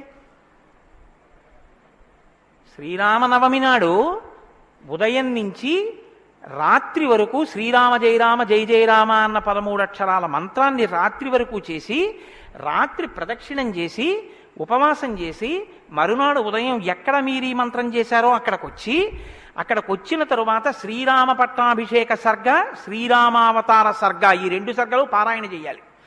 ఈ 2 పారాయణ చేసి, మొన్న శ్రీరామనవమి నాడు మేము కాకినాడలో అయ్యప్ప స్వామి దేవాలయంలో చేశాం అవి. ఈ 2 సర్గలు పారాయణ చేసి, తదనంతరం ముందు పేదలకి అన్నదానం నారాయణ సేవగా చేసి, తరువాత తాను ఆహారం స్వీకరించాలి. అది శ్రీరామనవమి నాడు చేయవలసినటువంటి విధానం. దీన్ని నైమిత్తిక తిథి ఆచరణము అంటారు. ఒక్కొక్క తిథి ఒక్కొక్కలా చెయ్యాలి. నిత్యకర్మ చేస్తూ, నైమిత్తిక తిథులను చేస్తూ, కృచ్ఛచాంద్రాయణాది వ్రతములను చేస్తూ, ఎప్పుడూ వేదాన్ని అలా చదువుకుంటూ వేదము చెప్పినటువంటి హృదయాన్ని, వేదము చెప్పినటువంటి మంత్రములలో ఉన్న సారమును అవగతం చేసుకుని బ్రహ్మమును అనుభవంలోకి తెచ్చుకునేటటువంటి ప్రయత్నం చెయ్యడానికి ఉపకరణంగా ఈ శరీరాన్ని వాడుకుంటున్నవారు. ఎంత తేడా ఉందో మీరు గమనించండి. మనం ఏం చేస్తామంటే ఈ శరీరాన్ని పోషించి ఈ శరీరము వలన ఎన్ని సుఖములు పొందవచ్చో అన్ని సుఖములను పొందడానికి సాధనంగా దీన్ని వాడతాం. ఇది ఎందుకు అంటే దీంతో అబ్బో ఎన్ని రుచులు చూస్తాడో, దీనికి ఎన్ని స్పర్శ సుఖాలు ఇస్తాడో, దీంతో ఎన్ని వినకూడనివి వింటాడో, దీంతో ఎన్ని పీల్చకూడనివి పీలుస్తాడో. వాళ్ళు ఏం చేస్తారంటే దీన్ని సాధనంగా చేసుకుని దీన్ని ఎలా వాడుకోవాలో అలా వాడుకుంటూ దీన్ని అడ్డు పెట్టుకుని దీని ద్వారా దేన్ని తెలుసుకున్న తర్వాత ఇది పడిపోయినా పర్వాలేదో అది తెలుసుకోవడానికి ఉపకరణంగా దీన్ని వాడుకుంటారు. ఏమిటో నువ్వు అలా అన్నావు కానీ ఆ మాట ఏం స్పష్టంగా లేదని మీరు అంటారు, నాకు తెలుసు. భగవాన్ రమణుల మాటల్లో చెప్తే మీకు స్పష్టంగా అర్థమవుతుంది. ఇప్పుడు నేను అన్న మాటకి తెలుసుకోవలసినది తెలుసుకునేంత వరకు దీన్ని ఉపకరణంగా వాడుకోవడం అంటే ఏమిటని అడిగారు రమణ మహర్షిని. ఆయన అన్నారు, భోజనం చేశాక విస్తర అవతల పారేయడం. విస్తరని ఏం చేస్తారండి? బాదమాకులు తెచ్చి, చీపురు పుల్లలు తెచ్చి, సన్నగా చీల్చి, ముక్కలు చేసి, అన్నం తినేటప్పుడు ఊడిపోయి అన్నంలో కలిసిపోకుండా జాగ్రత్తగా కుట్టి, ఆకు తెచ్చి వేసుకుని, నీళ్లు జల్లి తుడిచి, పదార్థాలు వేసుకుని అన్నమంతా తిని ఉత్తరాపోసనం పట్టిన తర్వాత అప్పుడు తీసుకెళ్లి ఆకు వీధిలో పెంటకుప్ప మీద పారేస్తారు. అంతేగాని ఆకు పుట్టింది ఎందుకు అంటే, ఆకు పుట్టింది ఎందుకు అంటే చివరి పెంటకుప్ప మీద పారేయడమేనండి, అందుకు పారేస్తాం అంటారా? దేనికి వాడుకోవాలో దానికి జాగ్రత్తగా వాడుకుని ఆ ప్రయోజనం అయిపోయిన తరువాత పెంటకుప్ప మీద విస్తరాకుని పడేసినట్టు దీన్ని సాధనంగా చేసుకుని దీనిలో ఉండి దీనితో తరించి దీనిలో ఉండి దీని వలన బ్రహ్మం అంటే ఏమిటో తెలుసుకుని అనుభవంలోకి వచ్చిన తర్వాత ఇది పడిపోతున్నా ఇది నేను కాదన్న సత్యం ఎరుకలోకి రావడం వల్ల దీని మీద భ్రాంతి లేకుండా ఇది పడిపోతున్నా సాక్షిగా చూసి ఇది పడిపోయిన తర్వాత తాను ఒకటి ఏది మారని సత్యమో సత్యంగా నిలబడిపోవడాన్ని నిత్య నైమిత్తిక కర్మాచరణ చేత తాను పొందవలసిన స్థితిని పొందగలిగినటువంటి తపస్వాధ్యాయ నిరతుడు అని పిలుస్తారు. ఇప్పుడు నారదుడు అది అంటే ఇప్పుడు ఆయన సద్గురువు మహానుభావుడై ఉన్నాడు. నారం దదాతి ఇది నారద, ఆయన జ్ఞానం ఇస్తాడు. కాబట్టి ఇప్పుడు తపస్వాధ్యాయ నిరతం అటువంటి వారు ఎక్కడికొచ్చారు? వాగ్విదాం వరం. ఆయన ఎటువంటి వాడు? వాగ్విద. వాక్ అంటే వేదం, వాక్ అంటే బ్రహ్మం, విదుడు అంటే తెలుసుకున్నవాడు. విద్ అన్న ధాతువులోంచే వేదము అన్న మాట వచ్చింది. ఏది తెలుసుకున్న తర్వాత ఇంకొకటి తెలుసుకోక్కర్లేదో అది వేదం. ఇప్పుడు తెలుసుకోవడం ఒకెత్తు, తెలుసుకున్న దాన్ని అర్థమయ్యేటట్టు చెప్పగలిగిన ప్రజ్ఞ ఒకెత్తు. ఒక ఆయన తెలుసుకున్నాడు కానీ ఆయన చెప్పలేడు, ఆయన చెప్తే అయోమయంగా ఉంటుంది. ఒక ఆయన స్పష్టంగా చెప్పగలడు, తాను అనుభవించాడు, అనుభవించిన దాని వైపుకి మిమ్మల్ని తిప్పగలడు, ఈ ప్రజ్ఞ ఉన్నవాడు. కాబట్టి వాగ్విదాం వరహ, బ్రహ్మమును బాగా తెలుసుకున్న వాళ్ళల్లో శ్రేష్ఠుడైన వాడు తాను తెలుసుకుని శిష్యుల్ని ఉద్ధరించడం కోసం కిందికి దిగొచ్చి మాట్లాడగలిగినటువంటి ప్రజ్ఞ కలిగిన వాడు. ఇటువంటి వాగ్విదాంవరం నారదం. అటువంటి నారదుణ్ణి ఎవరు ప్రశ్నించారు? ఇప్పుడు అడిగినవాడు వాల్మీకి మహర్షి. ఆయన ఎటువంటి వారు? తపస్వి, తపస్సు చేస్తున్నవారు. తపస్సు అంటే నేను మీకు ఇందాక చెప్పాను, బ్రహ్మమును తెలుసుకోవాలని తాపత్రయంతో ఉన్నటువంటి వారు, భావన వ్యగ్రతతో ఉన్నవారు. ఈయన నారదుణ్ణి అడిగారు. ఏమని అడిగారు? అయ్యా మీరు వచ్చారు, చాలా సంతోషం అండి, నాకు ఏ ఆపదలు రాకుండా మా అబ్బాయికి ఉద్యోగం వచ్చేటట్టు, నాకు సంతోషంగా ఉండేటట్టు, మా ఆశ్రమంలో ఆవులన్నీ ఎప్పుడు పాలిచ్చేట్టు చూడండి అని అడగలేదు ఆయన. ఆయన ఒక చిత్రమైన ప్రశ్న ఒకటి వేశాడు. అది లోకంలో సాధారణంగా ఎవ్వరూ అడగని ప్రశ్న. అందుకని రామాయణం పుట్టింది, లేకపోతే రామాయణం పుట్టే అవకాశం లేదు. మీరు ఒకటి బాగా జ్ఞాపకం పెట్టుకోండి, జ్ఞానం ఎక్కడి నుంచి పుడుతుంది అంటే ప్రశ్న చక్కగా వెయ్యగలిగినటువంటి శిష్య ప్రజ్ఞలోంచి పుడుతుంది. నేను నారదం పరిపప్రచ్ఛ, పరిప్రశ్న చేశారు. ప్రశ్న అంటే అడగడం అండి. నేను ప్రశ్న వేశానండి అంటే అర్థం ఏమిటి? నేను మిమ్మల్ని అడిగాను అని. పరిప్రశ్న అంటే ఇది బాగా అర్థం చేసుకోవాలి. నారదుణ్ణి పట్టుకుని ఏదో అడిగేస్తే ఆయన ఏం చెప్పడలాగా, పరిప్రశ్న చేస్తే చెప్పాడు ఆయన. పరిప్రశ్న అంటే, ప్రశ్న అంటే అడగడం, పరి అంటే, పరి అన్న మాట ముందు కలిపారు మహర్షి. పరి అంటే బాగా జ్ఞాపకం పెట్టుకోండి. ఇప్పుడు నేను ఎవరిని అడుగుతున్నానో ఆ మహానుభావుడు నోరు విప్పి చెప్పినటువంటి మాట త్రికాలముల యందు సత్యమే. ఆయన చెప్పిన మాట మీద నాకు అవిశ్వాసం అన్న మాట ఉండక్కర్లేదు. ఆయన అన్నారు అంటే అది జరిగి తీరుతుందంతే. ఆయన చెప్పింది చేస్తే ఆ ఫలితం వస్తుందంతే. ఆయనటువంటి శక్తివంతుడు. ఈ నమ్మకం మీకు ఉండి అడగడం మొదలు పెడితే శ్రద్ధ, పరిప్రశ్నకి ముందేముంటుందో తెలుసా అండి? శ్రద్ధ ఉంటుంది. శ్రద్ధ లేకుండా వినయం ఎలా వస్తుందండి? మీరు నాకు చెప్పండి. ఇప్పుడు నేను ఒక ఆయన దగ్గరికి వెళ్ళి ఇలా అయ్యా నమస్కారం అండి అని ఇలా ప్రణిపాతం చేసి నేల మీద పడి ఎంతో ఇదిగా 2 చేతులు ఇలా చాపి అయ్యా మీరు నాకు దయచేసి అనుగ్రహించి ఇది చెప్పాలని ఎందుకు అడుగుతాను? ఆయన శక్తివంతుడని నేను నమ్మితేను. వీడి మొహం వీడికేం వచ్చు అనుకున్నాను అనుకో, నేను నీకేం తెలిసాడో అంటాం అంతే. పరిప్రశ్న చేస్తారేంటి? వినయం ఎప్పుడు ఉంటుంది? ఆయన శక్తివంతుడని తెలిస్తే వినయం ఉంటుంది. ఆయన శక్తివంతుడని మీరు నమ్మడాన్ని శాస్త్రంలో ఏమంటారో తెలుసా అండి? శ్రద్ధ అని పిలుస్తారు. శంకరాచార్యులు వారు భాష్యం చేస్తూ శ్రద్ధ అన్న మాట గురించి ఓ మాట చెప్పారు. శాస్త్రస్య గురువాక్యస్య సత్యబుద్ధ్యావధారణ సా శ్రద్ధా కదితా సిద్ధి యయా వస్తూపలభ్యతే. శ్రద్ధ అన్న మాటకు అర్థం ఏమిటంటే శాస్త్రము చెప్పినా గురువుగారు చెప్పినా అది పరమ సత్యమో, ఇక దానికి తిరుగులేదు, అది కాని పాటిస్తే మనకి ఫలితము వచ్చి తీరుతుందని నమ్మడమే శ్రద్ధ అని పేరు. ఆ శ్రద్ధ ఎక్కడుందో దానిలోంచి వినయం వస్తుంది. అప్పుడు గురువుగారిని చూసి వంగి వంగి వంగి వంగి నమస్కరించి మాట్లాడతావు. ఎందుకు మాట్లాడాలి? ఆయన ఏం చేతకాకో మాట్లాడకపోతే ఆనందించలేనివాడో కాడు. ఆయన ఒక్కడు తనలో తాను ఆనందించగలడు. మరి ఇప్పుడు ఎందుకు మాట్లాడుతున్నాడు? నీ కొరకు మాట్లాడుతున్నాడు. ఆయన త్యాగం చేశాడు. ఆయన కంఠానికి శోష కలిగింది, అంటే బాధ కలిగింది. ఆయన ఊపిరికి ఘర్షణ కలిగింది. ఆయన శరీరానికి చెమట పట్టింది. దేని కొరకు? నీ కొరకు. ఆయన నీ కొరకు మాట్లాడుతున్నాడు. ఇది గుర్తిస్తే వినయం. ఈ త్యాగానికి నేనేమి ఇవ్వగలను ఆయనకి? ఈ కృతజ్ఞతాభావంతో నువ్వు నిలబడగలిగితే, అలా నువ్వు ప్రశ్నించగలిగితే పరిప్రశ్న అంటారు.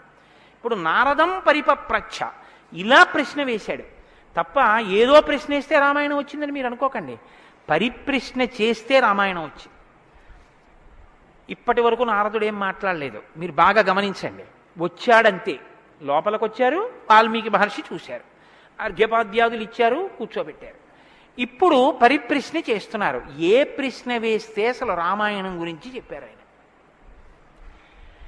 వాల్మీకి మహర్షి అడిగిన ప్రశ్న ఏమిటంటే ఆయన్ని, కోన్వస్మిన్ సాంప్రదం లోకే గుణవాన్ కస్య వీర్యవాన్ ధర్మజ్ఞశ్చ కృతజ్ఞశ్చ సత్యవాక్యో దృఢవ్రతః చారిత్రేణ చ కోయుక్తః సర్వభూతేషు కోహితః విద్వాన్ కః కస్సమర్థశ్చ కస్యైక ప్రియదర్శనః ఆత్మవాన్ కో జితక్రోధో ద్యుతిమాన్ కో ననసూయకః కస్య బిభ్యతి దేవాశ్చ జాతరోషస్య సంయుగే.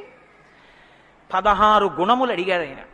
ఈ 16 గుణములు పరిపూర్ణముగా ఉన్నటువంటి ఒక మానవుడు ఈ లోకంలో ఈ కాలంలో నేను ఉన్న రోజుల్లోనే, నేను ఇప్పుడు శరీరంతో తిరుగుతుండగా నా మాంసనేత్రంతో చూడడానికి వీలుగా ఎక్కడైనా ఎవరైనా ఉన్నారా అని అడిగాడు.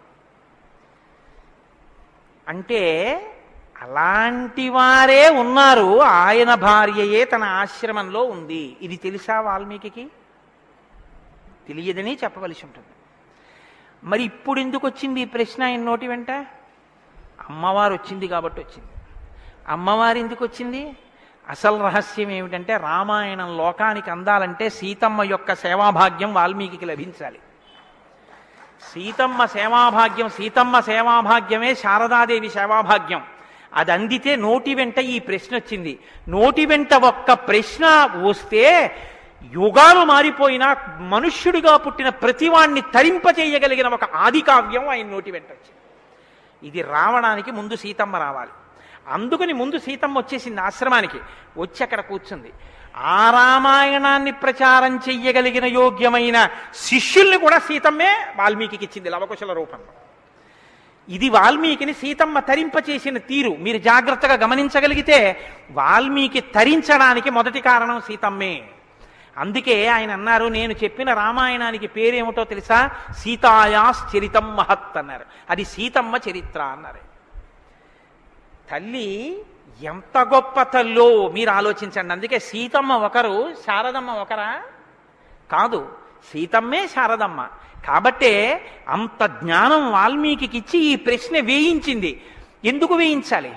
సీతమ్మ వెళ్ళిపోతే రామావతారం వెళ్ళిపోతుంది. ఇక సీతమ్మ వెళ్ళిపోతుంది. ఆ రోజులు వచ్చేసాయి. అప్పటికి ఆ రోజు వచ్చేసింది.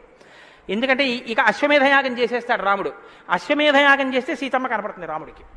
సీతమ్మ రాముడికి కనపడితే వేరొకసారి పాతివ్రత్యాన్ని నిరూపించుకోమని చెప్తాడు. ఎందుకు చెప్తాడంటే ఎప్పుడు లోకం కోసం, తన కోసం కాదు. ఈ మాట అనగానే ఆవిడంటుంది, నా ప్రయోజనం అయిపోయిందా, నీకు భార్యగా నీ వంశాన్ని నిలబెట్టడానికి. రామకథ నరుడి కథ బాగా గుర్తుపెట్టుకోండి. రామకథ దేవుడి కథని మీకు జరిగితే మీకు ఎంత పనికొస్తుందో నేను చెప్పలేను. రామకథ నరుడి కథని మీరు వినండి, మీకు పనికొస్తుంది. అందుకే సీతమ్మ ఈ మాట అంది, నేను ఎందుకు వచ్చానో తెలుసా నీ పక్కకి? నీ వంశం తరించాలి. నీ వంశం తరించాలంటే నీకు పితృరుణం తీరాలి. పితృరుణం తీరాలంటే నీకు బిడ్డలు కనాలి. నీకు బిడ్డలు పుట్టాలి అంటే నా సహకారం ఉండాలి. నేను నా శరీరాన్ని త్యాగం చేస్తే నా కడుపులో ఉన్న బిడ్డలు కూడా పోతారు. పోతే నీకు పితృరుణం తీరదు. నువ్వు ఏకపత్ని వృతుడవు. ఇంకొక బిడ్డని, ఇంకొక ఆడదాన్ని స్వీకరించవు. నీ వంశం ఆగిపోతుంది. నా కారణంగా నీ వంశం ఆగకూడదు. నీ వంశం కొనసాగడానికి నీకు బిడ్డల్ని ఇచ్చాను. నా ప్రయోజనం అయిపోయింది. నేను వెళ్ళిపోతున్నానని భూమిలోకి వెళ్ళిపోయింది ఆవిడ. ఆవిడ వెళ్ళిపోయిన తర్వాత ఇక రామావతారం లేదు. సరయూ నదిలో ప్రవేశించి రామావతారం కూడా పూర్తయిపోయింది. ఇప్పుడు రామావతారం పూర్తయిపోకముందే సీతమ్మ రామాయణం పలికించాలి వాల్మీకితో.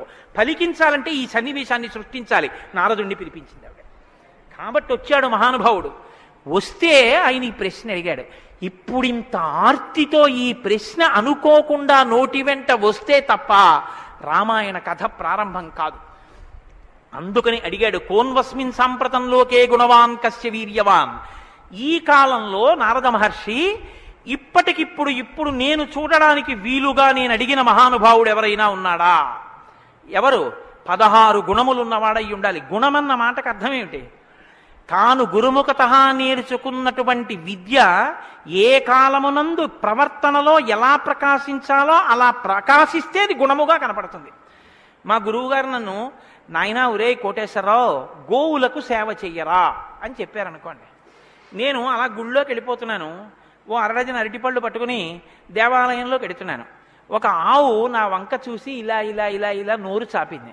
నేను ఆ ఆవుని దవడ మీద ఒక్క దెబ్బ కొట్టి గుళ్ళోకి వెళ్ళాను. మా గురువుగారు సంతోషించచ్చా?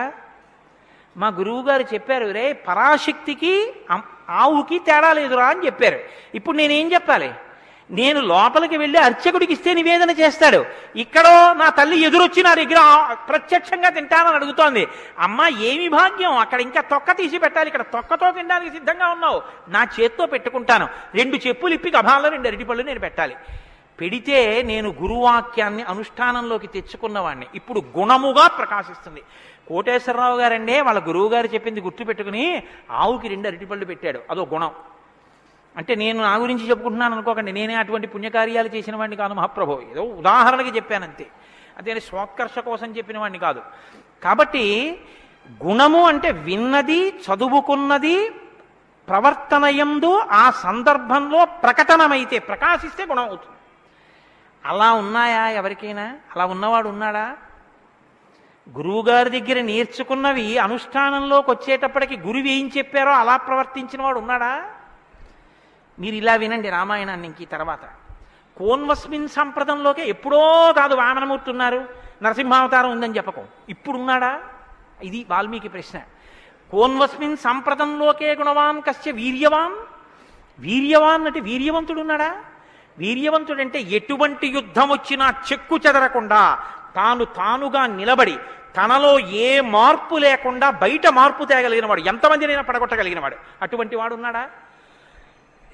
ఉంటే వీర్యవాన్. కోన్వస్మిన్ సంప్రదంలోకే గుణవాన్ కస్య వీర్యవాన్ ధర్మజ్ఞశ్చ. ధర్మం తెలుసుకున్నవాడు ఉన్నాడా? ధర్మం తెలియడం అంటే మీరు బాగా గుర్తుపెట్టుకోండి ఒకటి. ధర్మం తెలియడం అంటే ఏమిటో తెలుసా అండి? అధర్మం కూడా తెలియడం. ధర్మమే తెలిస్తే పూర్ణత్వం కాదు. ధర్మం తెలియడం అంటే అధర్మం కూడా తెలియడం. ఏది చెయ్యాలో తెలియడం అంటే ఏది చెయ్యకూడదో కూడా తెలియడం. మీరు కొంచెం ఆలోచించండి. నేను మాట అనేసి వదిలేస్తాను. ఇప్పుడు మీరు జవాబు చెప్పక్కర్లేదు. చెయ్యమన్నది చెయ్యడం తేలిక, చెయ్యొద్దన్నది వదిలేయడం తేలిక. చెయ్యొద్దన్నది వదిలేయడమే చాలా కష్టం. మీరు చూడండి, నేను మంత్రం ఇస్తాను 11 మార్లు చెయ్యండి రోజు, ఒక్క మాట కూడా మీకు కోతి గుర్తు రాకూడదన్నాను అనుకోండి, అలా చేయగలరా? ఇది వద్దు అని ఏదంటామో అదే చేయబుద్ధి వేస్తుంది. దేవుడికి 2 అగరత్తులు పెట్టు అన్నాను అనుకోండి, భయానికో భక్తికో 2 అగరత్తులు వెలిగించేయడం తేలిక. వద్దన్నది చేయకుండా ఉన్నవాడు ప్రజ్ఞావంతుడు. వద్దన్నది చేయకుండా ఉండాలంటే అధర్మం తెలియాలి కదండి. అధర్మం తెలియడం, ధర్మం తెలియడం, ధర్మం పాటించడం, అధర్మం విడిచిపెట్టడం, అధర్మం చేసిన వాడిని కూడా ఉండకుండా చేయడం, ఎందుకంటే వాడి వల్ల ధర్మం వ్యాప్తి చెందకుండా. ఇది ధర్మం తెలియడం. కాబట్టి ధర్మజ్ఞశ్చ కృతజ్ఞశ్చ. కృతజ్ఞశ్చ అంటే ఎవరో కనుక ఒక ఉపకారం చేశాడు, వాడు అదృష్టం అండి నన్ను సేవించుకున్నాడు అండం కాదు, ఎంత మహానుభావుడండి, నిజంగా నాకు ఎంత ఉపకారం చేశారండి, ఎంత ఉపకారం చేశారండి అని తలుచుకు తలుచుకు తలుచుకు తలుచుకు పొంగిపోగలిగినటువంటి మనసు ఉండడం. అసలు మనుష్య జన్మకు ఉండవలసిన ప్రధాన లక్షణం అదేనండి. కృతజ్ఞో నాస్తి నిష్కృతి. కృతజ్ఞత లేని వాడికి నిష్కృతి లేదు. అటువంటి కృతజ్ఞత ఉన్నవాడు ఉన్నాడా లోకంలో ఎవరైనా?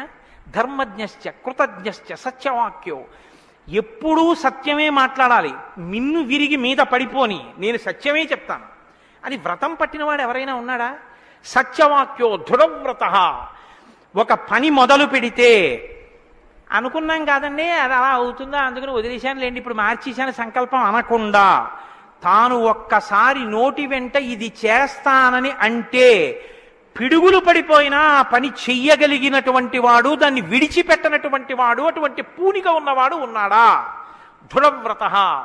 కాబట్టి కోన్వస్మిన్ సాంప్రదంలోకే గుణవాన్ కస్య వీర్యవాన్ ధర్మజ్ఞశ్చ కృతజ్ఞశ్చ సత్యవాక్యో దృఢవ్రత చారిత్రేణ చకోయుక్త. ఆయన ప్రవర్తనని చూస్తే ఇంకా మీరు వేదం చదవక్కర్లేదు. వేదం చదవక్కర్లేదంటే చదవద్దని కాదు నా ఉద్దేశం. ఆయన ప్రవర్తన చూస్తే ఆయన ఏది చేశారో అదే వేదం చెప్పింది అని గుర్తు. అటువంటి ప్రవర్తన ఉన్నవాడు ఉన్నాడా? పడుకున్నా, లేచినా, మాట్లాడినా, కూర్చున్నా, నించున్నా, నడిచినా, ఏం చేస్తున్నా ధర్మానికి అనుగుణంగా ప్రవర్తించగలిగినటువంటి నడవడి కలిగినటువంటి వాడు లోకంలో ఉన్నాడా? చారిత్రేణ చకోయుక్త సర్వభూతేషు కోహిత. ఇంత బలపరాక్రమాలు ఉండి కూడా సమస్త భూతముల పట్ల దయ కలిగిన వాడు లోకంలో ఉన్నాడా? గుండెల నిండా అంత కారుణ్యం ఉన్నవాడు ఉన్నాడా? సర్వభూతేషు కోహిత విద్వాన్ కహ. తెలుసుకోవలసినవన్నీ సమస్తము తెలుసుకున్నటువంటి విజ్ఞాని ఉన్నాడా? అటువంటి విద్వాంసుడు ఉన్నాడా? విద్వాన్ కహ కస్సమర్థశ్చ. ఎటువంటి పని అయినా సరే వీరు చెయ్యలేరు వీరు చెయ్యలేరనొచ్చేమో కానీ ఆయన ఇది చెయ్యలేరని చెప్పడానికి ఒక పని లేకుండా ఏ పనులైనా చెయ్యగలిగిన వాడు ఉన్నాడా? కస్సమర్థశ్చ కశ్చైక ప్రియదర్శన. ఎప్పుడు మీరు చూసినా చూడాలనిపించేట్టుగా ఉండేవాడు ఉన్నాడా? ఆయన యుద్ధం చేస్తుంటే వింటినారి లాగుతున్నాడు అందం, ఆయన అడవిలో నడుస్తున్నాడు అందం, ఆయన కిరీటం పెట్టుకున్నాడు అందం, ఆయన పాదపీఠం మీద పాదం పెట్టాడు అందం, ఆయన జిల్లేడు పాలు పోసుకుని జటాజూటం కట్టుకున్నాడు అందం, ఆయన ఏమీ లేదు నారచీర కట్టుకుని కోదండం పట్టుకున్నాడు అందం, ఆయనకి కోపం వచ్చి కన్నులు ఎర్రబారాయి అందం, ఆయన బాలరాముడిగా పిలక పెట్టుకుని వెడుతున్నాడు అందం, సీతమ్మతో మాట్లాడుతున్నాడు అందం, నిద్రపోతున్నాడు అందం. అసలు ఏది చూసినా అందం. అబ్బా ఇప్పుడు అంత బాగుంటాడండి, ఆ తర్వాత బాగుంటాడండి, కొంచెం అలంకారం చేసుకుంటాడు బాగుంటుంది అనడానికి ఏమైనా ఉంటుందా? ఎప్పుడు నువ్వు చూసినా అలాగే చూడాలనిపించేటట్టుగా ఉండేవాడు ఎవరైనా ఉన్నాడా? కశ్చైక ప్రియదర్శన. ఎంత పెద్ద మాట అండి. నిద్రపోతుంటే చూసావు, ఆహా నిద్రపోతుంటే చూడాలండి ఆయన సౌందర్యం. ఆ మాట ఎవరికన్నా ఉంటుందండి లోకంలో? ఏమన్నా ఆయన నిద్రపోతుంటే ఎంత బాగుంటాడండి అంటారా? ఏమన్నా ఆయన నిద్ర లేచి ఒళ్ళు విల్చుకుంటుంటే చూడాలండి ఆయన అందం ఎవరికైనా ఉందా? ఆయన యుద్ధం చేస్తుంటే చూడాలండి అందం ఎవరికైనా ఉంటుందా? ఎంతటి అందగాడు రామో. ఆయన పుంసామోహన రూపాయ పుణ్య శ్లోకాయ మంగళం. ఆడవాళ్లు మోహించడం కాదు, పురుషులు మోహించారు ఆయన్ని. అంతటి అందగాడు. కొన్ని కోట్ల మంది కంఠాలు కోసేశాడంతే రామావతారంలో. నెత్తుటిని ఏర్లు పారించాడు. అయినా అందం. ఈ భుజాలు అందం, గడ్డం అందం, చెక్కిళ్ళు అందం, ఆ ఆజానుబాహు వరవింద దళాయతాక్షం, ఆ కళ్ళందం, ఆ కనుబమలందం, ఆ ముక్కందం, ఆ మూచందం, ఆ గడ్డం అందం, ఆ కంఠం అందం, అన్నీ అందం. అందమే రాముడు, రాముడే అందం, రాముడే అభిరాముడు. అటువంటి వాడు ఉన్నాడా? కశ్చైక ప్రియదర్శన ఆత్మవాంకో. గొప్ప ధైర్యవంతుడు ఉన్నాడా లోకంలో? ధైర్యవంతుడు అంటే మీరు బాగా జ్ఞాపకం పెట్టుకోండి. ధైర్యవంతుడు అన్న మాటకు అర్థం ఏంటో తెలుసా అండి? భయం లేనివాడు అని కాదు. ధైర్యము అన్న మాటకి ఇంకో అర్థం కూడా ఉంది. ధైర్యము అంటే తాను ఏ పని మీద బయలుదేరాడో ఆ పనికి అనుగుణమైనటువంటి సంభారములను మాత్రమే దగ్గరుంచుకుని ఆ పని మీద మాత్రమే దృష్టి పెట్టి ఆ పనిని పాడు చేసేటటువంటి ఏ ఇతర ఆకర్షణీయమైనటువంటి వ్యవహారమైనా త్రోసి రాజని విడిచిపెట్టగలిగినటువంటి పూనిక ఉన్నవాడున్నాడా? నేను ఏకపత్ని వ్రతం చేస్తానన్నాడు, భార్యని రావణాసురుడు ఎత్తుకుపోయాడు, చాలా మంది వచ్చి మీద పడ్డారు. మా నాన్నగారు దక్షిణ నాయకుడు, మా వంశంలో చాలా మంది దక్షిణ నాయకులు, మా ఆవిడ దగ్గర లేదు కదండి అని ఏమైనా పొరపాటు పడ్డాడా? తాను ఏది అన్నాడో రామో దీర్ణాభిభాషతే, 2 మాటలు నాకు రావమ్మా అన్నాడు అంతే. లోకంలో అవతార పరిసమాప్తి వరకు అంతే. అలా ఉండగలిగిన వాడు ఉన్నాడా? ఆత్మవాంకో జితక్రోధో, కోపాన్ని గెలిచిన వాడు ఉన్నాడా? కోపాన్ని గెలవడం ఏమిటండి? అది ఏమైనా ఎదురుగుండా వచ్చి నిలబడుతుందా క్రోధం? ఎలా గెలుస్తారు అంటే క్రోధం ఎక్కడి నుంచి వస్తుందో మూలస్థానాన్ని గుర్తెరగడం, వికార కారణాన్ని తెలుసుకోవడమే క్రోధాన్ని గెలవడం. అంటే మీరు చూడండి, నాకండి ఎంత కోపం వచ్చేసిందో అంటాడు. ఎంత కోపం వచ్చేసిందోకి ఎక్కడి నుంచి వచ్చింది? ఇక్కడి నుంచే రావాలి కోపం. ఇక్కడి నుంచి రావడానికి అనువైన అవకాశం, వాతావరణం నువ్వు ఇస్తే రావడానికి సిద్ధంగా ఉంటుంది. మంట పుట్టడానికి సిద్ధంగా ఉన్నట్టుంటుంది అది. నువ్వు అది పుడితే ఎంత వికారంగా ఉంటావో, నీ ముఖం ఎలా ఉంటుందో, ఎంత జేవురించుకుని ఉంటుందో, ఎలా అరుస్తావో, నీ చేతులు ఎలా ఉంటాయో, ఓసారి ఆ టైంలో వీడియో తీసి చూసుకో ఎలా ఉంటుందో. అసహ్యం వేస్తుంది మన మీద. మనకి అదేంటంటే అలా ఉన్నాననిపిస్తుంది. ఇన్ని వికారములు ఇది వస్తే వస్తున్నాయని తెలుసుకుని అది రాకుండా తొక్కి పెట్టగలిగిన వాడు ఉన్నాడా? అలా ఉంటే జితక్రోధో, అలాంటి వాడు ఉన్నాడయా లోకంలో? ఆత్మవాన్కో జితక్రోధో ద్యుతిమాన్కో, అపారమైనటువంటి కాంతి కలిగిన వాడు ఉన్నాడా? ద్యుతిమాన్కోననసూయక, అసూయని గెలిచిన వాడు ఉన్నాడా? తనకన్నా గొప్పవాడు కనపడితే ఆహాహా మహాత్ములు ఎంత గొప్ప పరిశ్రమ చేశారో, ఇంత గొప్పవాడు అయ్యాడని నమస్కారం చేసి తెలుసుకోవాలి. తనకన్నా తక్కువవాడు కనపడితే ఈశ్వరానుగ్రహంతో ఈయన వృద్ధిలోకి రావాలనగలగాలి. కిందవాడిని చూసి అహంకరించకూడదు, పైవాడిని చూసి అసూయపడకూడదు. ఈ 2 ఉన్నవాడు ఉన్నాడా?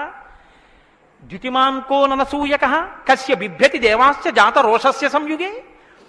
కోపం లేని వాడికి కోపం ఎలా వస్తుంది మరి? అంటే కోపం తెచ్చిపెట్టుకున్నట్టు నటిస్తాడంతే. ఎందుకు నటించాలి అంటే ఏదో పని చక్కబెట్టాలంటే కోపం వచ్చినట్టు ఒకసారి ఇలా అంటాడు. అనేటప్పటికి అమ్మ బాబు ఆయన కోపం వచ్చిందంటే హడిలిపోయి అందరూ జాగ్రత్తగా ఉంటారు. ఎవరికి కోపం వచ్చిందని అనిపిస్తే 33 కోట్ల మంది దేవతలు కూడా వణికిపోతారో, అలా కోపాన్ని తెచ్చిపెట్టుకునేవాడే తప్ప అసలు కోపం రావడం అన్నది లేనివాడు లోకంలో ఉన్నాడా? అలాంటి వాడు ఎవడైనా ఉంటే ఎప్పుడో ఉన్నాడని చెప్పద్దు, ఇప్పుడు ఉన్నాడా? నేను చూడ్డానికి వీలుగా ఉన్నాడా? ఈ కాలంలో ఉన్నాడా? ఉంటే అటువంటి వాడి గురించి నాకు చెప్పు, నాకు వినాలనుందన్నాడు. ఇప్పుడు వస్తోంది రామాయణం. ఇప్పుడు చెప్పాలి. నారదుడు ఎవరో తెలుసా? ఆయన రాముడే. ఆయన ఇల్లాలే నీ దగ్గరుంది, ఆయన బిడ్డలే నీ దగ్గర ఉన్నారు. వాల్మీకి మహర్షి ఆయనే అయోధ్యాధిపతి, ఆయనే రామచంద్ర ప్రభువు అని చెప్తే వాల్మీకి పొంగిపోవాలి కదండి. రామాయణ ఆవిర్భావం జరుగుతోందన్నమాట. ఇవాళ రామాయణం పుడుతోంది. ఆ సన్నివేశంలో ఉన్నాం మనం. ఇప్పుడు ఈ మాటలు అడిగితే వాల్మీకి మహర్షి చాలా చమత్కారమైనటువంటి జవాబు ఒకటి చెప్పారు. ఆయన అన్నారు, బహవో దుర్లభాశ్చైవ ఏత్వయా కీర్తితా గుణాః మునే వక్షామ్యహం బుద్ధ్వా తైర్యుక్త శ్రూయతాన్నరః. చాలా క్లిష్టమైనటువంటి ప్రశ్న ఒకటి అడిగావు. సాధారణంగా లోకంలో మానవుల్లో నువ్వు అడిగినటువంటి 16 గుణములు ఒక వ్యక్తి యందు ప్రకాశించేటటువంటి వాడు ఉండడు. కాబట్టి ఇప్పుడు ఎవరై ఉండాలి? నరోత్తముడై ఉండాలి, సాక్షాత్ శ్రీ మహావిష్ణువై ఉండాలి. అటువంటి వాడే కాని నరుడిగానే ఉన్నాడు ఇప్పుడు. ఆయన విష్ణు అంటే ఆయనే అంగీకరించాడు. ఆయన నేను నరుణ్ణి అంటాడు, నేను దాశరథిని అంటాడు, నేను దశరథ మహారాజు కొడుకునయ్యా అంటాడు. నరుడిగా ఈ లోకంలో తిరుగుతున్నవాడు ఉన్నాడు. అటువంటి వాడి గురించి చెప్తాను, జాగ్రత్తగా వినన్నాడు. ఇది సంక్షేప రామాయణం. 100 శ్లోకాలతో ఇక్కడ ప్రతిరోజు సంక్షేప రామాయణం జరుగుతోంది అని అన్నారే. సంక్షేప రామాయణాన్ని పెద్దలు సంప్రదాయంలో ఏమని పిలుస్తారో తెలుసా అండి? మాలామంత్రము అని పిలుస్తారు. ఎందుకంటే శారదా తిలకము అని మంత్రాల గురించి చెప్పేటటువంటిది, బీజాక్షరాల గురించి చెప్పే విషయం ఒకటి ఉంది. అందులో 10 అక్షరాలు మంత్రంలో దాటిపోతే దాన్ని మాలామంత్రములని పిలుస్తారు. 100 శ్లోకములతో ఉన్న సంక్షేప రామాయణం మాలా మంత్రం. అందుకే సంక్షేప రామాయణాన్ని పారాయణ చేస్తే అది రక్షణ చేస్తుంది. మననాత్ త్రాయితే ఇది మంత్ర. దాన్ని మననం చేస్తే అది కాపాడుతుంది. సంక్షేప రామాయణం కూడా అలా కాపాడుతుంది. సద్గురువైనటువంటి నారద మహర్షి నోటిలోంచి పుట్టింది సంక్షేప రామాయణం. మహానుభావుడు నేను చెప్తున్నానయ్యా విను అని చెప్తున్నాడు. ఇక్ష్వాకువంశ ప్రభవో రామో నామ జనైశ్రుత నియతాత్మా మహావీర్యో ద్యుతిమాన్ ధృతిమాన్ వసీ. ఇక్ష్వాకువంశ ప్రభవో, ఇక్ష్వాకు వంశంలో పుట్టినవాడు ఉన్నాడయ్యా అన్నారు. మీరు ఈ మాట వినాలి. మొట్టమొదట ఎవరైనా రాముడు అని చెప్పలేదు. ఎవరని చెప్పాడు? ఇక్ష్వాకు వంశంలో పుట్టినవాడు ఉన్నాడు అన్నారు. ఒక వంశం తరించిపోతుంది, ఒక వంశం పేరు శాశ్వతత్వాన్ని పొందుతుంది. అది మొదట ఇక్ష్వాకు వంశం, తర్వాతది రఘువంశం. రఘువు పుట్టిన తర్వాత దాన్ని రఘువంశం అన్నారు. వంశం మారిపోలేదు, కానీ వంశం పేరు రఘువంశం అయిపోయింది. ఎలా అయిపోయింది అంటే రఘువు గొప్పతనం అటువంటిది, ఆయన పేరుతో వంశాన్ని పిలిచారు. ఆ వంశంలో పుట్టాడు రామచంద్రమూర్తి. అంత గొప్ప వంశంలో పుట్టాడయా. ఇప్పుడు వంశానికి గొప్పతనం ఎక్కడి నుంచి వచ్చింది? పుట్టి అలా ప్రవర్తించగలిగిన వాళ్ళ వల్ల వస్తోంది. ఇక్ష్వాకు వంశ ప్రభవో రామో నామ జనైశ్రుత. ఆయనని జనులందరూ రాముడు అని పిలుస్తూ ఉంటారు. రామో నామ జనైశ్రుత ఎందుకని? రమయతీతి రామ, ఆయన అందరినీ ఆనందింపచేస్తాడు. రమంతే అస్మిన్ ఇతి రామ, ఆయన యందు యోగులు రమిస్తారు. యోగులు రమించడం అంటే బాహ్యంలో తిరిగేటటువంటి మనస్సుని బుద్ధిని నిగ్రహించి వెనక్కి తిప్పి ఆత్మలోకి దింపి తాను ఒకటిగా నిలబడిపోయి పొందేటటువంటి ఆనందమేదో అది సాకారమును పొందితే రాముడు. కాబట్టి యోగులు రమించేటటువంటి స్వరూపమేదో దానికి రామ అని పేరు. కాబట్టి రామో నామ జనైశ్రుత నియతాత్మా మహావీర్యో ద్యుతిమాన్ ధృతిమాన్ వసీ. నువ్వు చెప్పినటువంటి గుణములన్నీ ఉన్నవాడు, దానితో పాటుగా వసీ ఇంద్రియములను నిగ్రహించినటువంటి వాడు. ఇంద్రియాల్ని నిగ్రహించడం అన్న మాట మీరు రామాయణంలో చాలా జాగ్రత్తగా గమనించి తెలుసుకోవలసింది. ఇంద్రియాల్ని నిగ్రహించడం అంటే ఏమిటో తెలుసా అండి? మనసు దేన్ని చూస్తే, దేన్ని వింటే కదిలిపోతుందో, ప్రశాంతంగా ఉన్నది అలజడిని పొందుతుందో దాన్ని చూడకుండా, దాన్ని వినకుండా బలవంతంగా నిగ్రహించడం ఎటువంటిదో తెలుసా అండి? ఒక త్రాచుపాము అలా వెళ్ళిపోతోంది, గభాల్ని ఇలా చూశాడు, అయ్య బాబోయ్ త్రాచుపామును పెద్ద గెంతు గెంతాడు. అది అకస్మాత్తుగా ఏమైందంటే ఆ గెంతడంలో త్రాచుపాము యొక్క పడగ మీద 2 కాళ్ళు వేసి తొక్కాడు. ఇప్పుడు త్రాచుపాము తల పైకి ఎత్తలేకపోతుంది.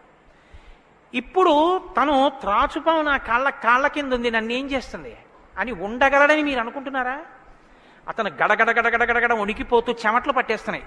ఎందుకంటే నేను త్రాచుపాము మీద ఉన్నాను, అది తోక కదుపుతోంది, తోకతో కాళ్ళు చుడుతోంది. ఈ కంగారులో ఏం చేస్తాడంటే త్రాచుపాము మీద తాను నిలబడి ఉండగా ఇక త్రాచుపాము తన ఏం చెయ్యలేదన్న స్థితిలో ఉన్నా ఎప్పుడో ఒకప్పుడు త్రాచుపాము మీద కాలు తీసేస్తాడు. కంగారు పడిపోయి తీసేస్తాడు. ఎప్పుడో అప్పుడు కాలు తీయడం కోసమే పాము చూస్తుంటుంది, కాటు వేసేసి పుట్టలో వెళ్ళిపోతుంది, లేకపోతే ఎక్కడికో అక్కడికి వెళ్ళిపోతుంది. రావణుడు చేసే తపస్సు, రావణుని యొక్క ఇంద్రియ నిగ్రహం అటువంటివి. బలవంతంగా అణిచి పెడతాడు. అవకాశం రాగానే అది ఒక్కసారి జడలు విప్పి ప్రళయతాండవం చేసి రావణుణ్ణి పడగొడుతుంది. మండోదరి చెప్పింది ఈ మాట, నా సొంతం కాదు. రాముడు అలా కాదు, విచారణ చేసి ఉంటాడు. అర్థమనర్థం భావయ నిత్యం అంటారు శంకరాచార్యుల వారు. నారీస్తన భరణాభీదేశం దృష్ట్యా మాగా మోహావేశం ఏతత్ మాంసవసాది వికారం మనసి విచింత్య వారం వారం అంటారు. మనసు దేని చేత కదిలిపోతోందో దాని యథార్థ స్వరూపాన్ని బాగా విచారణ చేస్తారు. విచారణ చేసి ఈ పాటి దానికా నా ఒంట్లో ఉన్నటువంటి శక్తి అంతటినీ ఖర్చు చేసేస్తున్నాను అని మనసుని మరల్చే ప్రయత్నం చేసి ఆ వస్తువు తన కళ్ళ ముందు కనపడినా ఇంకా ఆయన మనసు చెక్కు చెదరదు, ఆ స్థితిని పొందుతాడు. ఇది శంకరాచార్యులు వారు నేర్పుతారు లోకానికి. గురువు చెప్పే మాట అంటే అలా ఉంటుంది. ఆయన ఎంత చమత్కారంగా అన్నారో చూడండి. నారీస్తన భరణాభీదేశం దృష్ట్యామోగా మోహావేశం. ఎందుకంత వెర్రెక్కిపోతున్నావు? యవ్వనం ఒంట్లో ఉండి ఓపికన్న కాలంలో నీ శరీరం కన్నా స్త్రీ శరీరంలో 2 వికారాలు ఉన్నాయి. శరీరపు ఊర్ధ్వభాగంలో 2 చోట్ల మాంసపు ముద్దలు పైకి పొటమరించాయి. శరీర అధోభాగంలో మాంసము కొంత లోపలికి వెళ్ళి ఉంది. ఈ 2 వికారాల కోసం నీ శరీరంలో ఉన్న సమస్త శక్తిని నశింపచేసుకున్నావు. ఇదా నీకు నరజన్మ ప్రయోజనం? మనసి విచింతియ వారం వారం, దీన్ని బాగా ఆలోచించు అన్నది. ఇది పట్టుకుందనుకోండి కంటిని మనసుని కంటితో చూడడం వల్ల కదపగలిగిన మనసుకి ఇప్పుడు ఆ వస్తువు కనపడినా ఇక మనసు కదలదు. ఇది ఇంద్రియ నిగ్రహం అంటారు. ఇంద్రియాలని జయించడం అంటే అది. ఇది రాముడు. అందుకే ధృతిమాన్ వసీ, అపారమైన శక్తితో ఉంటాడు, సంకల్ప శక్తితో ఉంటాడు, ఇంద్రియములను జయించిన వాడై ఉంటాడు. బుద్ధిమాన్ నీతిమాన్ వాగ్మి శ్రీమాన్ శత్రునిబర్హణ విపులాంసో మహాబాహు కంబుగ్రీవో మహాహను. నిజంగా శ్రీరామాయణాన్ని ప్రతి శ్లోకం ప్రతి మాట వ్యాఖ్యానం చేస్తే 42 రోజులు ఏమిటండి? నేను రిటైర్ అయిపోయే వరకు చెప్పినా శ్రీరామాయణం అయ్యేదేం కాదు. కానీ ఏదో 42 రోజుల్లో పూర్తి చేశాను అనిపించుకోవడం అంతే. కాబట్టి బుద్ధిమాన్ నీతిమాన్ వాగ్మి, అన్ని విద్యలు తెలుసున్నవాడు, శ్రీమాన్ ఐశ్వర్యం ఉన్నవాడు, శత్రునిబర్హణ శత్రువులను నిగ్రహించగలిగినవాడు, విపులాంసో ఎత్తైన మూపున్నవాడు, మహాబాహు బలిశిర బాహువులున్నవాడు, కంబుగ్రీవో శంఖం వంటి కంఠం ఉన్నవాడు, మహాహను చెక్కిళ్ల పైభాగం చాలా ఉన్నతంగా ఉన్నటువంటి వాడు. అటువంటి మహానుభావుడు ఈ లోకంలోనే ఉన్నాడు. ప్రజాపతి సమశ్రీమాం ధాతారిపురిషూదన రక్షితా జీవలోకస్య ధర్మస్య పరిరక్షిత రక్షితా స్వస్య ధర్మస్య స్వజనస్య చ రక్షిత వేదాంగతత్వజ్ఞో ధనుర్వేదే చ నిష్ఠితః. ఎంత గొప్పగా మాట్లాడారండి నారద మహర్షి. నిజంగా ప్రజాపతి సమశ్రీమాన్, ఈ ప్రపంచాన్నంతటినీ పోషించగలిగినటువంటి వాడు సాక్షాత్ శ్రీ మహావిష్ణువు.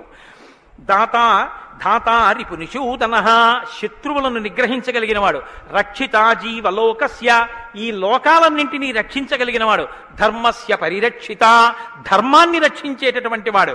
ధర్మాన్ని రక్షిస్తాడు కాబట్టి అధర్మాన్ని నిగ్రహిస్తాడు కూడా. ధర్మస్య పరిరక్షిత రక్షిత స్వస్య ధర్మస్య, తన ధర్మాన్ని తాను రక్షించుకుంటాడు. రక్షితా స్వస్య ధర్మస్య స్వజనస్య చ రక్షిత, అందరినీ రక్షిస్తే మరి స్వజనులు ఎవరు అంటే ఆయననే నమ్ముకుని ఉన్న వాళ్ళెవరో ఆ వారి రక్షణ యందు మరింత అప్రమత్తంగా ఉండేటటువంటి స్వరూపం ఉన్నటువంటి వాడు. అటువంటి వాడు సచ సర్వగుణోపేత కౌసల్యానందవర్ధన సముద్రయివ గాంభీర్యే ధైర్యేణ హిమవానివా. ఇందులోంచేనండి వాల్మీకి మహర్షి చెప్పిన శ్లోకాల్లోంచే తర్వాత ఉపమానాలన్నీ వచ్చాయి. ఇప్పటికీ మనం చూడండి, ఆయన మేరునగ ధీరుడండి అంటాం. ఆయన్ని పోల్చి చెప్పేటప్పుడు హిమవత్ పర్వతము వంటి వాడు, సముద్రము వంటి గాంభీర్యం ఉన్నవాడు అని చెప్పారు నారద మహర్షి. సముద్రం చూడండి ఎంత గంభీరంగా ఉంటుందో. సముద్రం కడుపులో ముత్యాలు, రత్నాలు, వజ్రాలు ఇన్నుంటాయి. ఇన్ని ఉన్నా కప్పి ఉంచుతుంది. సముద్రంలో బడబాగ్ని ఉంటుంది, కానీ తాను మాత్రం చల్లగా ఉంటుంది. సముద్రం ఒడ్డుకొస్తుంది, వచ్చి మీ కాళ్ళు తాను కడుగుతుంది. చేతకానిది ఎదురొచ్చి మీ కాళ్ళు కడిగిందని మీరు ధూర్తతనంతో లోపలికెడితే మిమ్మల్ని తనలో కలుపుకుంటుంది. ఎదురొచ్చి మీ దగ్గరికి వస్తోంది కదా అని మీ కాలి చెప్పు తీసి అందులో వేస్తే తీసుకొచ్చి అవతల బారేస్తుంది ఒడ్డున. ఇది సముద్రం యొక్క గాంభీర్యం. తాను ఉప్పు కయ్యగా ఉంటుంది, పర్వదిన స్నానానికి పనికొస్తుంది. ఇన్నిటిని కప్పిపుచ్చి నిలబడగలిగినటువంటి స్వరూపం సముద్రం. కడుపులో బడబాగ్ని ఉన్న, సీతాపహరణమే జరిగిన, తండ్రే మరణించిన, రాజ్యమే పోయిన, అరణ్యంలో తిరిగిన, జుట్టు తీసేసిన, జిల్లేడు పాలు పోసుకుని ఆఖరికి ఆ జటలు కట్టుకున్న, నారచీర కట్టుకున్న, పాదాలకి చెప్పులే లేకపోయినా, అగ్నిహోత్రాన్ని చంకన తగిలించుకున్న, అడవిలో మృగాన్ని బాణం పెట్టి కొట్టి చర్మం ఒలిచి మాంసం తీసి తెచ్చి సీతమ్మ వండితే తప్ప తినలేని స్థితిలో రాజారాముడైనటువంటి వాడు బ్రతకవలసి వచ్చిన, తెల్లవారుజామున 4 గంటల సమయంలో దాహమేస్తున్న ఏనుగు నదిలో తొండం పెట్టి నీళ్లు తాగడానికి కూడా భయపడినంత చలికాలంలో కూడా వెళ్ళి స్నానం చెయ్యగలిగిన మొనగాడు. ఇన్ని కష్టాలు కడుపులో పెట్టుకుని కూడా పైకి చెక్కు చెదరకుండా ఉండగలిగినటువంటి గంభీరమూర్తి ఆయన యా రాముడంటే అన్నాడు నారదుడు. కాబట్టి సముద్రయివ గాంభీర్యే ధైర్యేణ హిమవానివా, ధైర్యంలో హిమవత్ పర్వతం వంటివాడు. పర్వతాన్ని చూడండి, వర్షధారల చేత కొట్టబడుతుంది, పిడుగులు పడిపోతాయి. ఆ పర్వతం మీదే చెట్లు పెరుగుతాయి, ఆ పర్వతం మీదే సింహాలు తిరుగుతాయి, పులులు తిరుగుతాయి. ఆ సముద్రానికి కన్నాలు పెట్టి పావులు పడుకుంటాయి. చిట్టెలుకలు కన్నాలు చేసి ఆ పర్వత పాదాల మీద తిరుగుతూ ఉంటాయి. ఎలుక కన్నం పెట్టి తనలో దూరిందని బెంగపెట్టుకోదు, ఒక ధూర్తుడు కాళ్లతో పైకెక్కాడని బెంగపెట్టుకోదు, వర్షధారలు కొట్టాయని కదలదు, పిడుగులు పడ్డాయని చెక్కు చెదరదు, పులులు సింహాలు తిరుగుతున్నాయని బెంగపెట్టుకోదు, మహాత్ములు తన మీద నడుస్తున్నారని పొంగిపోదు, తన మీద ఈశ్వరుడి దేవాలయం కట్టారని పరవశించిపోదు, తాను అలాగే నిలబడి ఉంటుంది. చెక్కు చెదరక నిలబడగలిగినటువంటి పర్వతం ఎటువంటిదో రాముడు అటువంటి వాడు. ఇది నారదుడు ఒక నరుడిగా ఆయన కొన్న లక్షణాలు చెప్తున్నాడు. ఇవి నీవు సంతరించుకో, కొన్నైనా ప్రతిదానికి విచలితుడవైపోవడం కాదు, ప్రతి చిన్నదానికి కదిలిపోవడం కాదు, ధైర్యంగా నిలబడగలగాలి. నాకు కాకపోతే ఎవరికి వస్తాయి? వస్తాయి కష్ట సుఖాలు అనేటటువంటివి చేసుకున్న కర్మను అనుసరించి అని నిలబడగలిగినటువంటి స్థితి రామాయణం ఇస్తుంది. విష్ణునా సదృశో వీర్యే సోమవత్ ప్రియదర్శన కాలాగ్ని సదృశ క్రోధే క్షమయా పృథివీ సమః. ఏమి శ్లోకాలు వాడారండి సంక్షేప రామాయణంలో మహానుభావుడు. విష్ణునా సదృశో వీర్యే, ఆయనతో పోల్చడానికి విష్ణు ఒక్కడే ఉన్నారు. ఎందుకంటే ఇంకా ఆయనతో పోల్చడానికి అటువంటి వాడు ఇంకొకడెవరు ఉంటారు? విష్ణువుని విష్ణువుతోనే పోల్చాలి. కాబట్టి విష్ణువుతో సమానమైన వాడు. సోమవత్ ప్రియదర్శన, బాణం పట్టుకుని ఎదురుగుండా ఉన్న వాళ్ళ లక్షల మంది కంఠాలు తెగ కోసినా సరే భక్తులైన వారికి మాత్రం ఆ స్వరూపాన్ని దర్శనం చేస్తుంటే ఎంత సంతోషంగా ఉంటుందో. కాబట్టి సోమవత్ ప్రియదర్శన. లోకంలో మూడిటిని ఎంత చూసినా చూడబుద్ధే వేస్తుంది, ఎంత చూడండి చూడబుద్ధేస్తుంది. అందుకే పార్వతీదేవి వినాయకుడికి ఏనుగు ముఖం పెట్టించింది. పసిపిల్లలకి కూడా సంతోషం కల్పించేవి మూడు ఏమిటో తెలుసా అండి? గజముఖం, చంద్రబింబం, సముద్రం. మీరు సముద్రపు తొట్టుకి వెళ్ళి ఎంతసేపు కూర్చోండి, ఎంతసేపు చూస్తున్నా సముద్రాన్ని అలా చూడాలనే అనిపిస్తుంది. చీకటి పడిపోయిన తర్వాత సముద్ర ఘోష అదో సంతోషం, వస్తున్న కెరటాలు అదో సంతోషం, చీకటి పడ్డాక దీపాలతో దూరంగా వెళ్ళిపోతున్న ఓడ అదో సంతోషం, సూర్యోదయానికి సముద్రం ఆకాశం కలిసినట్టుగా ఉన్న చోట ఉదయిస్తున్న సూర్యబింబం అదో సంతోషం, ఆ పడుతున్న ఎర్రకాంతి అదో సంతోషం, సూర్యాస్తమయానికి సముద్రంలో కృంగిపోతున్నట్టుగా ఉన్న సూర్యుడు అదో సంతోషం. తిక్కన గారు విరాట పర్వంలో అంటారు, రాత్రి అయ్యేటప్పటికి ఆకాశం ఎలా ఉందంటేట మంచి సంపన్నుడైన గృహస్థు ఇంట్లో అలంకారం చేసినటువంటి పడకలా ఉందిట, దాని మీద పువ్వులు అవన్నీ వేస్తే ఎలా ఉందో అలా ఉందిట. సూర్యోదయానికి ఉన్నటువంటి ఆకాశం ఎలా ఉందంటేట తెల్లవారిన తర్వాత 10 మంది చూస్తే దృష్టిదోషం కలుగుతుందని ఆ ఇంటి ఇల్లాలు దుప్పటి మీద ఉన్న పువ్వులు అవే అన్నీ పోయేటట్టు ఒక్కసారి 2 చేతులతో ఇలా దులిపేస్తే అన్నీ పోయిన తర్వాత దుప్పటి ఎలా ఉందో ఆకాశం ఎలా ఉంది తెల్లారాకంటారు. అలా ఆ సముద్రాన్ని చూస్తుంటే ఎంత అందంగా ఉంటుందో. పసిపిల్లల దగ్గర నుంచి కవుల వరకు జ్ఞానుల వరకు సముద్రం ఆనందమే. పసిపిల్లాడికి ఏం తెలిసనే ఆనందం, వృద్ధుడికి ఏం తెలిసనే ఆనందం. అందరూ సముద్రపు వెళ్ళికి వెళ్ళి ఆనందం పొందుతారు. ఆఖరికి తుఫాను సమయంలో సముద్రం చూడడం అదో సంతోషం కొంతమందికి. కాబట్టి సముద్రం. 2 చంద్రబింబం. చంద్రబింబాన్ని ఎంతసేపు చూడండి సంతోషం. రామాయణంలో వాల్మీకి మహర్షి వర్ణిస్తారు సుందరకాండలో చంద్రబింబాన్ని, ఏమి వర్ణనలో ఆ సర్గలు. కాబట్టి చంద్రబింబం. 3 ఏనుగు. ఏనుగు చూడండి, వెంకటాచల క్షేత్రానికో తిరుత్తణియో వెడితే ఆ ఏనుగు ముందు నించుంటే పిల్లల్ని ఎంతసేపు నించో పెట్టండి సంతోషమే. ఆ తొండం ఇలా ఇలా ఆడిస్తూ ఆ ఏనుగు అలా నిలబడి అరటిపండు ఎత్తి నోట్లో పెట్టుకుని ఆ దుమ్ము తీసి మీద పోసుకుని స్నానం చేసి తెల్లటి దంతాలు, దాని స్వరూపం, దాని చిన్ని చిన్ని కళ్ళు, దాని వెంట్రుకలు, దాని తోక, పెద్ద పెద్ద కాళ్ళు, ఇంతంత గోళ్ళు, గుండ్రంగా పాదాలు. ఆ ఏనుగుని ఎంతసేపు చూసినా అబ్బాయి ఇంకేం చూస్తానులేండి అనిపించదు, అలా చూడబుద్ధేస్తుంది. అలా చూడబుద్ధి వేస్తుంది. కాబట్టి ధ్యానం చేసేటప్పుడు ముందు గణపతి యొక్క ముఖాన్ని తదేకంగా చూస్తే ఆ ధ్యాన నిష్ట చేత విఘ్నములు తొలగిపోతాయి. కాబట్టి పరమేశ్వరుడు అందరూ తొందరగా దృష్టి పెట్టి చూడడానికి వైముఖ్యం కలగనటువంటి ముఖాన్ని నా కొడుక్కి పెడితే అందరికీ ఉపకారం జరుగుతుందని ఏనుగు తలకాయ తీసుకొచ్చి వినాయకుడికి పెట్టాడు. అది కారణం. వినాయకుడికి ఏనుగు తలకాయ ఉండడానికి కారణాల్లో అదొకటి. కాబట్టి విష్ణునా సదృశో వీర్యే సోమవత్ ప్రియదర్శన కాలాగ్ని సదృశ క్రోధే. క్రోధం, కోపం వచ్చిందా కాలాగ్ని ఎటువంటిదో అటువంటి వాడు. క్షమయా పృథివీ సమః. ఈ భూమికి ఎంత ఓర్పో రాముడికి అంత ఓర్పు. నిద్రలేస్తూనే భూమిని తంతాం, భరిస్తుంది. మలమూత్రాలు భూమి మీద విసర్జిస్తాం, భరిస్తుంది. ఉమ్మి భూమి మీద వేస్తాం, ఊరుకుంటుంది. పోనీ ఏదో పొరపాటునొచ్చింది వేరు, కావాలని ఒక రకమైన తాంబూలం వేసుకుని బొమ్మడమే ప్రయోజనంగా నెత్తురు కక్కుకునేవాడు కక్కుకున్నట్టు భూమి మీద ఎర్రటి మరకలు పడేటట్టు అదే పనిగా ఉమ్మి వేసేటటువంటి వాడిని కూడా భరించినటువంటి భూమాత యొక్క ఓర్పుని ఎంత స్తోత్రం చేయాలి నిజంగా. కాబట్టి అన్నం కావాలి, నాగలి పెట్టి అమ్మ గుండెల మీద చీరుతాం. ఇల్లు కట్టుకోవాలి, శంకుస్థాపన పేరుతో గుణపాలు పెట్టి అమ్మ గుండెల మీద గుచ్చుతాం. ఆఖరికి ఇంత సంపాదించి ఇంత కీర్తి తెచ్చి మా నాన్నగారు, మా బాబాయ్ గారు, మా మేనమావ, మా ఆయన ఇన్ని బంధుత్వాలు పెట్టుకున్న వాళ్ళు ఆ ఊపిరి ఆగిపోగానే తీసుకెళ్లి బయట చిరిగిపోయిన బొంతో చాపో వేసి పడుకోబెట్టి కొత్త చాప తెచ్చి 4 కర్రలకేసి తాడేసి కట్టి తీసుకెళ్లిపోతుంటే ఆఖరణ పుచ్చుకునేది ఈ తల్లి ఒక్కతే.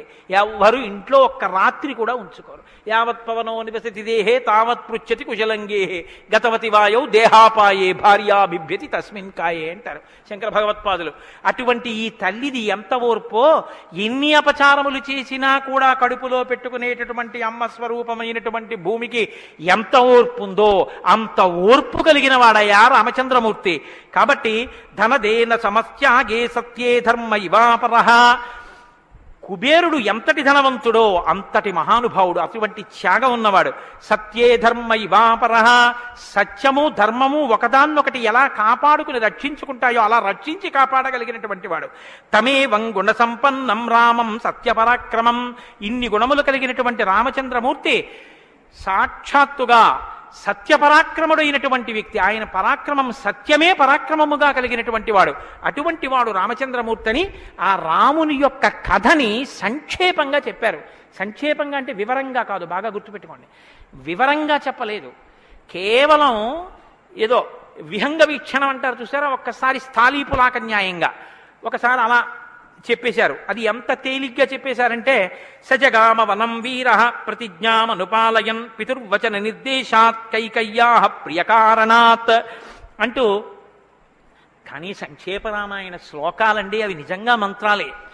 దశరథ మహారాజు గారు లేక లేక లేక లేక సంతానం కలగలేదని బెంగపెట్టుకుని అశ్వమేధయాగం చేసి తత్పాపాన్ని పోగొట్టుకుని పుత్రకామేష్టి చేస్తే యజ్ఞపురుషుడు ఆవిర్భవించి ప్రసాదాన్నిస్తే ఆ పాయసాన్ని అనురూపలైనటువంటి తన భార్యలు స్వీకరిస్తే పెద్ద భార్య అయినటువంటి కౌసల్యాదేవి యొక్క గర్భాన్ని జనించినటువంటి సాక్షాత్తు విష్ణుస్వరూపుడైన ధర్మాత్ముడైన రామచంద్రమూర్తి పినతల్లి అయిన కైకమ్మ 14 సంవత్సరములు అరణ్యవాసం చేసి రాజ్యాభిషేకాన్ని విడిచిపెట్టుకోవాలి రామచంద్రమూర్తిని 2 వరములు రాత్రికి రాత్రి దశరథ మహారాజు గారిని అడ్డుపెట్టి నిగ్రహిస్తే తండ్రిని సత్యవాక్యమునందు నిలబెట్టడం కోసమని రామచంద్రమూర్తి రాజ్యాన్ని పరిత్యజించి నారవస్త్రాలు కట్టుకుని చెప్పులు కూడా విడిచిపెట్టి మహానుభావుడు అరణ్యానికి బయలుదేరి వెళ్ళిపోతున్నారు. ఆ వెళ్ళిపోతున్నటువంటి సమయంలో రామస్య దయితా భార్య నిత్యం ప్రాణ సమాహిత జనకస్య కులే జాతా దేవమాయేవ నిర్మిత సర్వలక్షణ సంపన్నా నారీణాం ఉత్తమావధూ సీతాప్యనుగత రామం శిశిలం రోహిణీ యథా. సాక్షాత్తుగా దేవమాయయే లోకంలో ఉన్న సౌందర్యమంతా రాశీభూతమై ఒక స్త్రీ రూపంలో వచ్చిందా అన్నంతగా కనపడేటటువంటి సీతమ్మ తల్లి, జనక మహారాజు గారి యొక్క పుత్రి, అయోనిజ అయినటువంటి తల్లి, స్త్రీలలో ఉత్తమమైనటువంటి రత్నంగా చెప్పబడినటువంటి తల్లి, సర్వలక్షణ సంపన్న అయినటువంటి సీతమ్మ చంద్రుణ్ణి రోహిణి ఎలా అనుసరిస్తుందో అలా కష్టసుఖాల్లో నీతో కలిసి ఉంటాను తప్ప నేను అంతఃపురంలో ఉండను అని చెప్పి రామచంద్రమూర్తితో కలిసి అరణ్యవాసానికి బయలుదేరింది. సోదరుడైనటువంటి లక్ష్మణుడు కూడా రామచంద్రమూర్తితో బయలుదేరాడు. ముగ్గురు అరణ్యవాసం చేస్తున్నటువంటి సమయంలో చిత్రకూట పర్వతం మీద ఉండగా తనకి రాజ్యం కావాలని భరతుడు కోరకపోయినా తల్లి వరం చేత రాజ్యాన్ని పొందడానికి అర్హుడైన భరతుడు మేనమావ గారి ఇంటి నుంచి తిరిగి వచ్చేసరికి దశరథ మహారాజు గారు ప్రాణాలు విడిచిపెడితే నాకు ఈ రాజ్యం వద్దని భరతుడు శత్రుఘ్నుడితో వశిష్ఠుడితో తల్లులతో కలిసి చిత్రకూట పర్వతం దగ్గరికి వెళ్ళి అన్నా రామా నాకొద్దు, ఈ రాజ్యం నువ్వే తీసేసుకోమని ఎంత నిగ్రహించినా ధర్మాత్ముడు సత్యవాక్య పరిపాలకుడైనటువంటి రామచంద్రమూర్తి నా తండ్రిని సత్యంలో నిలబెట్టడం కోసం నేను ఈ వనవాసానికి వచ్చాను తప్ప నాకు ఈ రాజ్యం అక్కర్లేదని స్వీకరించడం మానేసి తన పాదుకలను తీసుకెళ్లి భరతుడికి ఇస్తే భరతుడు పాదుకలను పట్టుకుని నందిగ్రామానికి వచ్చి సింహాసనం మీద పెట్టి రాజ్యం చేస్తుంటే మహానుభావుడు చిత్రకూట పర్వతం మీదే ఉన్నట్టయితే వచ్చినటువంటి తల్లులు సోదరులైనటువంటి భరత శత్రుఘ్నులు జ్ఞాపకానికి వస్తారని చిత్రకూటాన్ని విడిచిపెట్టి దండకారణ్యంలో ప్రవేశించి ఉన్నటువంటి సమయంలో అక్కడ ఉన్నటువంటి రాక్షసులలో ఒకటి అయినటువంటి శూర్పణక వచ్చి రామచంద్రమూర్తి యొక్క తమ్ముడైన లక్ష్మణుడు రాముడు లేదా సంక్షేప రామాయణం ప్రకారం రాముడంటే లక్ష్మణుడు చేసిన పని రాముడు చేసినట్టే. అందుకని రాముడి చేత ముకుచెవులు కోయబడితే ఆ శూర్పణఖ చేత ప్రేరేపింపబడిన కరదూషణాదులు త్రిశిరస్సు అనేటటువంటి 14,000 మంది రాక్షసులు రాముడి మీద దండెత్తి వస్తే తృణప్రాయంగా 14,000 మందిని నిగ్రహించినటువంటి రామచంద్రమూర్తి యొక్క పరాక్రమాన్ని శూర్పణఖ వల్ల తెలుసుకున్నటువంటి రావణాసురుడు అసూయతో సీతమ్మ తల్లి మీద మోహంతో సీతమ్మ తల్లిని అపహరించి తీసుకుని వెళ్ళిపోతే ఆగ్రహించినటువంటి రామచంద్రమూర్తి శబరిని దర్శనం చేసి తర్వాతి కాలంలో సుగ్రీవుడితో స్నేహం చేసి వారిని నిగ్రహించి దశ దిశలకి వానరుల్ని పంపిస్తే దక్షిణ దిక్కుకు వెళ్ళినటువంటి హనుమ సీతమ్మ తల్లి యొక్క జాడ కనిపెట్టి 100 యోజనముల సముద్రాన్ని దాటి ఈవలి ఒడ్డుకు వచ్చి రామచంద్రమూర్తికి సీతమ్మ క్షేమవార్త చెప్తే రామచంద్రమూర్తి నీలుని యొక్క సహకారంతో సముద్రానికి సేతువు కట్టి సముద్రాన్ని దాటి ఆవలి ఒడ్డుకు వెళ్లి లంకారాజ్యంలో వానర సహకారంతో రావణ కుంభకర్ణాది వీరులను నిగ్రహించి తిరిగి మళ్ళీ అయోధ్యా పట్టణానికి వచ్చి పట్టాభిషిక్తుడై 11,000 సంవత్సరములు ఈ రాజ్యాన్ని పరిపాలన చేసి రామరాజ్యం ఇలా ఉంటుంది అని చెప్పి లోకానికి చాటి చెప్పిన వాడయ్యా రామచంద్రమూర్తి అంటేనే సంక్షేప రామాయణాన్ని కథారూపంగా శ్లోకరూపంగా నారద మహర్షి వాల్మీకి మహర్షిగా ఉపదేశం చేశారు. ఉపదేశం చేస్తే సంతోషించారు. ఆ రామరాజ్యం యొక్క గొప్పతనాన్ని 4 శ్లోకాలు వినకపోతే మనం దోషం చేసిన వాళ్ళం అవుతాం. ప్రహృష్టముదితో లోకస్తుష్ట పుష్ట సుధార్మిక నిరామయో హ్యరోగస్య దుర్భిక్ష భయవర్జిత న పుత్రమరణం కించిత్ ద్రక్షంతి పురుషః క్వచిత్ నార్యాశ్చా విధమా నిత్యం భవిష్యంతి పతివ్రతాః న చాగ్నిభయం కించిత్ అప్సుమజ్యంతి జంతవః న మాతజం భయం కించిత్ నాపి జ్వరకృతం తథా న చాపి క్షుద్భయం తత్ర న తస్కర భయం తథా నగరాణి చ రాష్ట్రాణి ధనధాన్యయుతాని చ నిత్యం ప్రముదితాః సర్వే యథా కృతయుగే తథా అశ్వమేధశతైర్రిష్టా తథా బహుసువర్ణకైః. రామచంద్రమూర్తి రాజ్యం చేసేటటువంటి కాలంలో కొడుకులు మరణిస్తే పెద్దవాళ్ళైనటువంటి వాళ్ళు పిల్లలకి ప్రేతకార్యం చేయడం అన్నది లేదు. స్త్రీలు విధవలై భర్త మరణిస్తే జీవించవలసినటువంటి దౌర్భాగ్యం లేదు. అందరూ పసుపు కుంకాలతో భర్త చేతుల మీద వెళ్ళిపోయేవారు. ఎక్కడ అగ్నిభయం ఉండేది కాదు. జంతువులు నీళ్లలో మునిగి మరణించడం అనేటటువంటిది ఉండేది కాదు. వాత భయం కానీ, అనారోగ్యాలు కానీ, జ్వరాలు ఏర్పడడం కానీ, భయంకరమైన వ్యాధులు పటమరించడం కానీ, దొంగతనం కానీ, క్షుద్బాధ కానీ, ఆకలితో అలమటించడం కానీ, అశాంతి కానీ లోకంలో ఎక్కడా లేవు. అశ్వమేధాది యాగములను చేసి ఎంతో మంది బ్రాహ్మణులకి బంగారాన్ని దానం చేశాడు. గవాం కోట్యయుతం దత్వా బ్రహ్మలోకం ప్రయాస్యతి అసంఖ్యేయం ధనం దత్వా బ్రాహ్మణేభ్యో మహాయశాః. కొన్ని కోట్ల గోవులు దానం చేశాడు. కొన్ని కోట్ల బంగారు నాణెములు దానం చేశాడు. 10 వర్ష సహస్రాణి 10 వర్ష శతాని చ రామో రాజ్యముపాసిత్వా బ్రహ్మలోకం గమిష్యతి. రామో రాజ్యముపాసిత్వ, రాజ్యాన్ని ఉపాసన చేశాడు మహానుభావుడు. అంత గొప్ప పరిపాలన చేసి 11,000 సంవత్సరముల పరిపాలన తర్వాత బ్రహ్మలోకాన్ని చేరుకున్నాడు. ఇదం పవిత్రం పాపఘ్నం పుణ్యం వేదైశ్చ సంవితం. ఈ రామాయణ కథ ఉన్నదే, ఈ రామాయణ కథ పాపములన్నిటినీ పోగొడుతుంది. ఇది వేదములతో సమానమైనది. యప్పటే రామచరితం సర్వపాపై ప్రముచ్యతే. ఎవరు ఈ రామ కథని వింటున్నారో వాళ్ళకి సర్వ పాపములు తొలగిపోతాయి.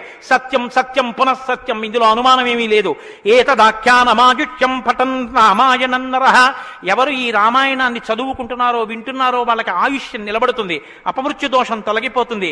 సపుత్ర పౌత్ర సగణః ప్రేత్య స్వర్గే మహీయతే. పుత్రుల్ని, కొడుకుల్ని, మనవల్ని చూసిన తర్వాత 3 తరాలు చూసిన తర్వాత సంతోషంతో సుఖశాంతులతో ఇహమనందు జీవించి ఆఖర్ర తేలికగా శరీరం నుంచి ప్రాణం విడిపోయి జీవుడు సంతోషంగా భగవన్నామం చెప్తూ స్వర్గలోకాన్ని చేరుకుంటాడు. ఇంతటి గొప్ప అనుభూతిని, ఐశ్వర్యాన్ని అనుగ్రహించగలిగినటువంటి శక్తి కలిగినటువంటిది రామాయణం.